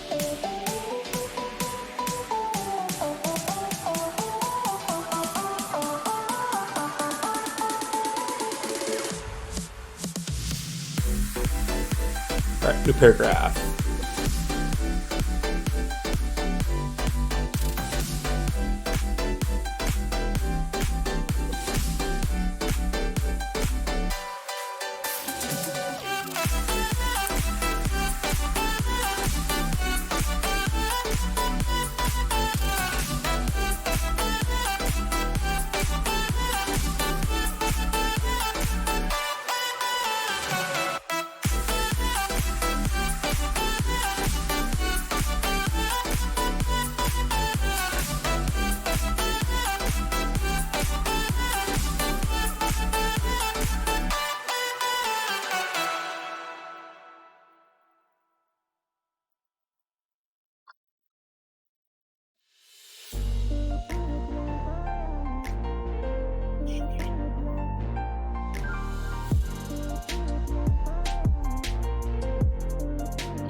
At that moment, Christopher was sure, however unlikely, that vampires were real, and that he was now face to face with one.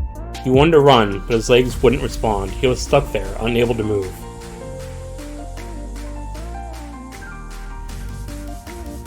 I'm gonna change this sentence a little bit.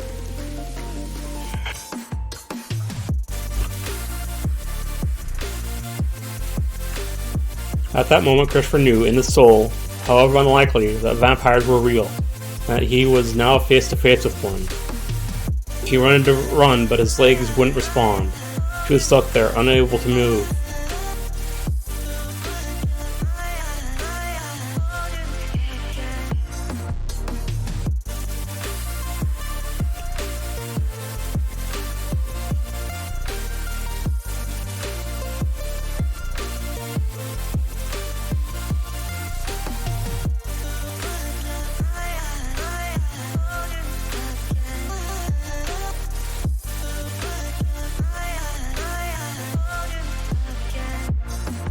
He spoke in a shaky voice. What do you want from me?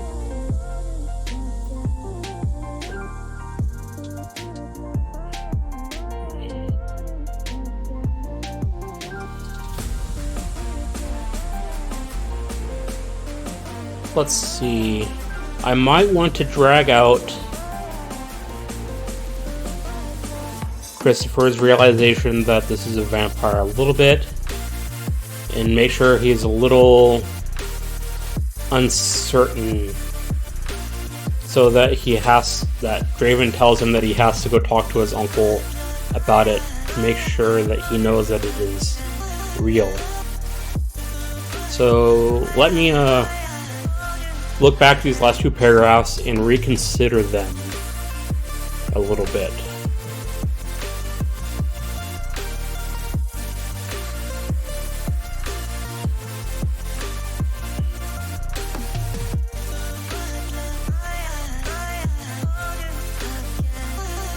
so I'm going to change this. Let's see.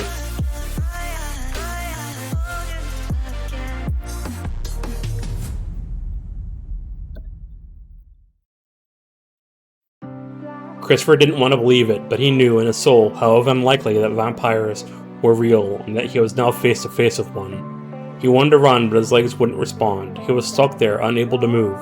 He spoke in a shaky voice. What do you want from me? Alright, that sounds a little bit better. So he doesn't want to believe it, but he knows it's real, and will continue from that point, and he'll still find it hard to believe until he talks to his uncle. Yeah. I think that'll work.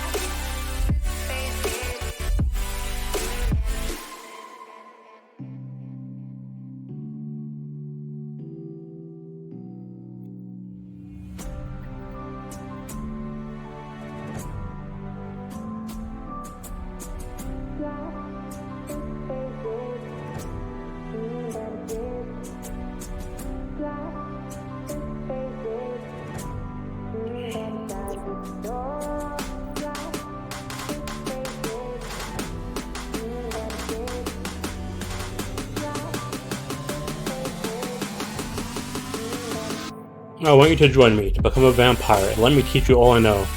You have a fighting spirit, and I can nurture you and bring you... I can nurture you and bring out the best in you.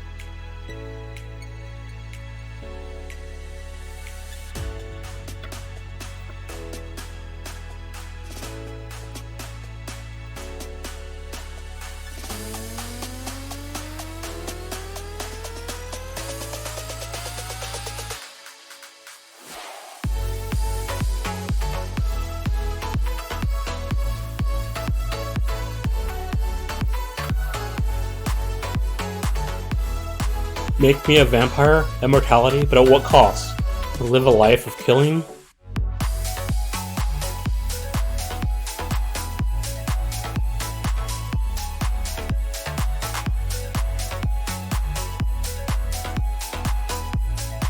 To live a life of bloodshed? Yeah.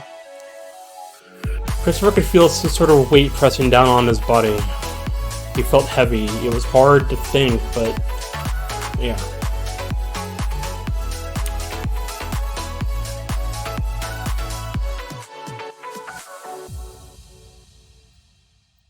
His mind was fuzzy. It was hard to think, but he managed to shake his head ever so slightly. No, no, thank you.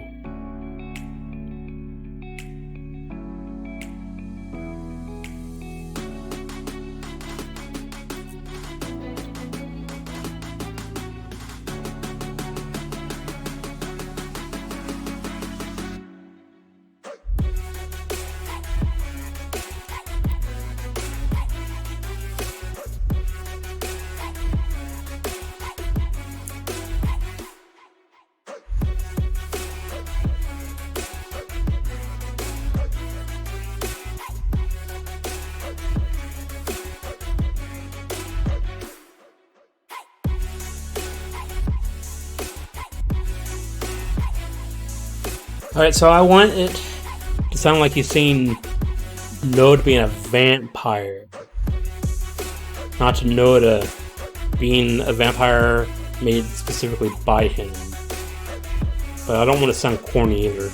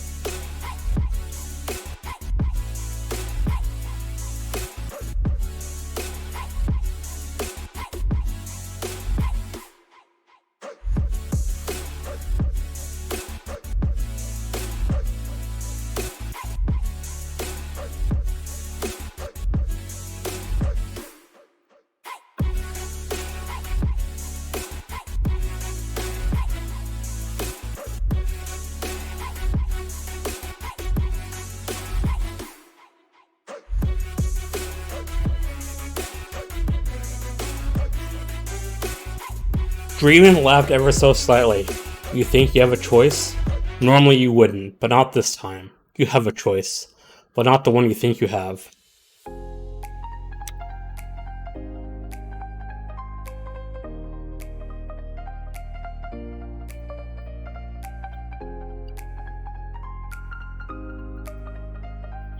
Oh my god, I can't spell Christopher. What's up with that?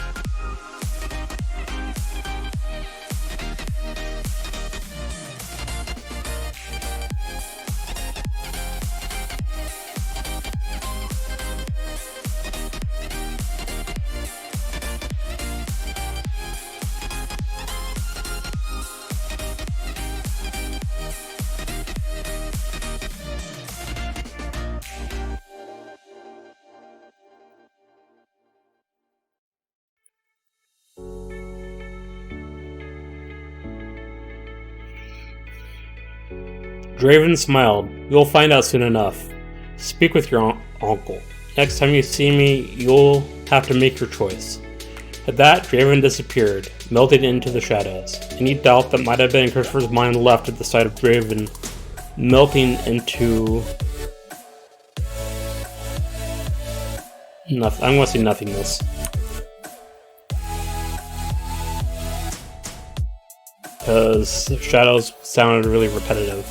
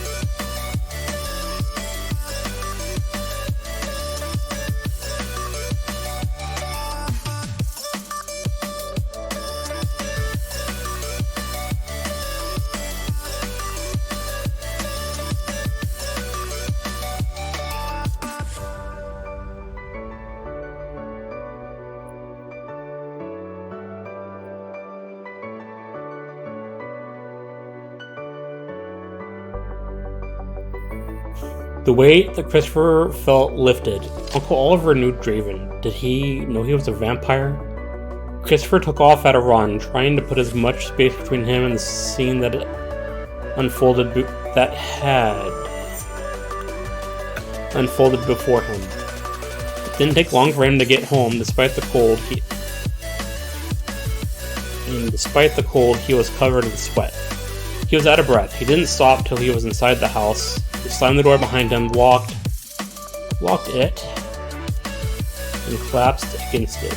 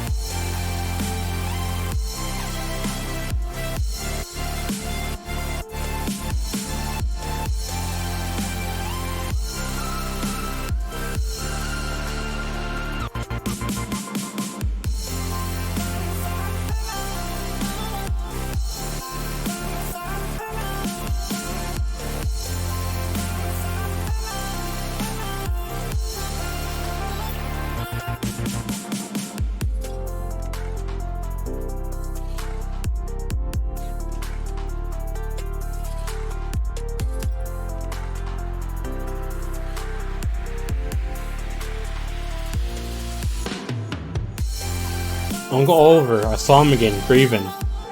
You'll think I'm crazy. You probably won't believe me. Comma.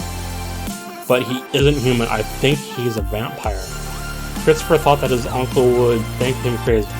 That he would laugh, tell him that he was making things up or imagining things. But he didn't. And that's what worried Christopher the most. Christopher, don't go anywhere. I'll be right over.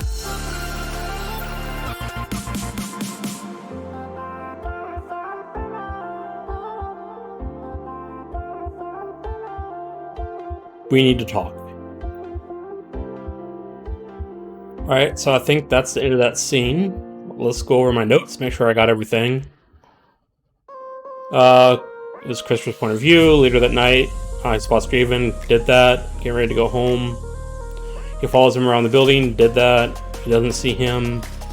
And then Draven appears behind him, startling him, did that. Draven offers him the gift of untold potential. He offered him that, but didn't really phrase it like that. He shows that he's a vampire. Didn't really show him he's a vampire, but I think I worked it in properly so it made sense that Christopher knew he was a vampire. I mean, he showed the teeth, I guess, but it's mostly just Christopher's inner feelings that made him know that it was a vampire. Christopher is in disbelief. Draven tells him to talk to his uncle. I didn't really get the disbelief part, but I did have him tell get Draven to tell him to talk to his uncle. And then Christopher hurries home, calls his uncle. Oliver says to stay home and he'll be right over. So, did that. Finish that scene. I'm going to go back and look at it because I might want to tweak a few things.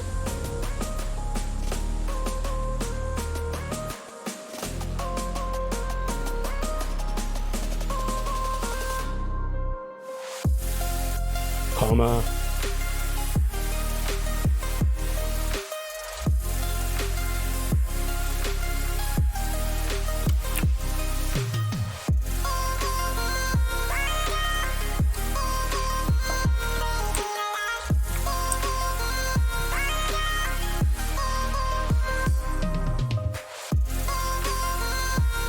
Alright, so I'm not going to change anything. I might in another pass.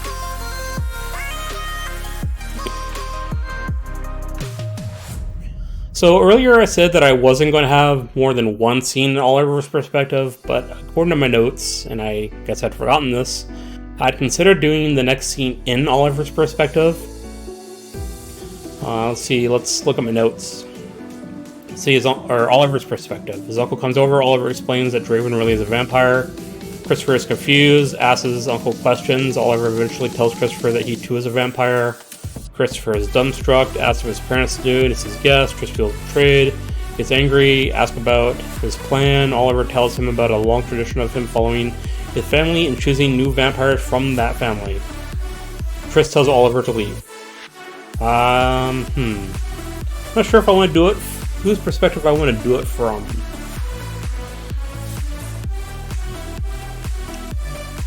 Both Oliver and Christopher's perspective makes sense.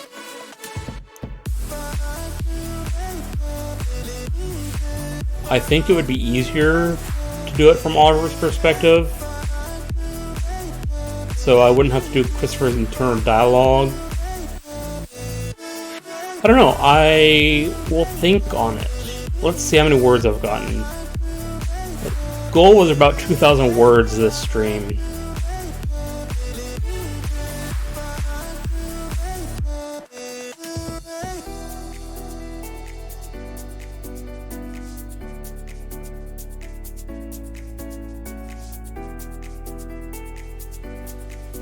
And I got 2,300 words, so I'm going to call this stream. I'd like to thank everyone that joined me, and I am doing another stream tonight at 7 p.m. It is not a writing stream, it is a drinking/chat stream. I'm raising money for Extra Life. We'll be playing marbles and talking. I have friends join me on stream. We'll probably be talking about gaming and LARPing and stuff like that. So if you're interested, join me for that chat. It's 7 p.m. Pacific Standard Time tonight. You can drink along with if you'd like. And I will be back next Saturday at 11 a.m. I might do some streams during the week. I'm not sure if I will do a writing stream during the week. But I do stream Monday, Wednesday, Friday at 1 p.m. Pacific Standard Time. Usually I've been playing World of Warcraft. I'd like to thank everyone for taking the time to watch the stream, and I hope you'll join me next time.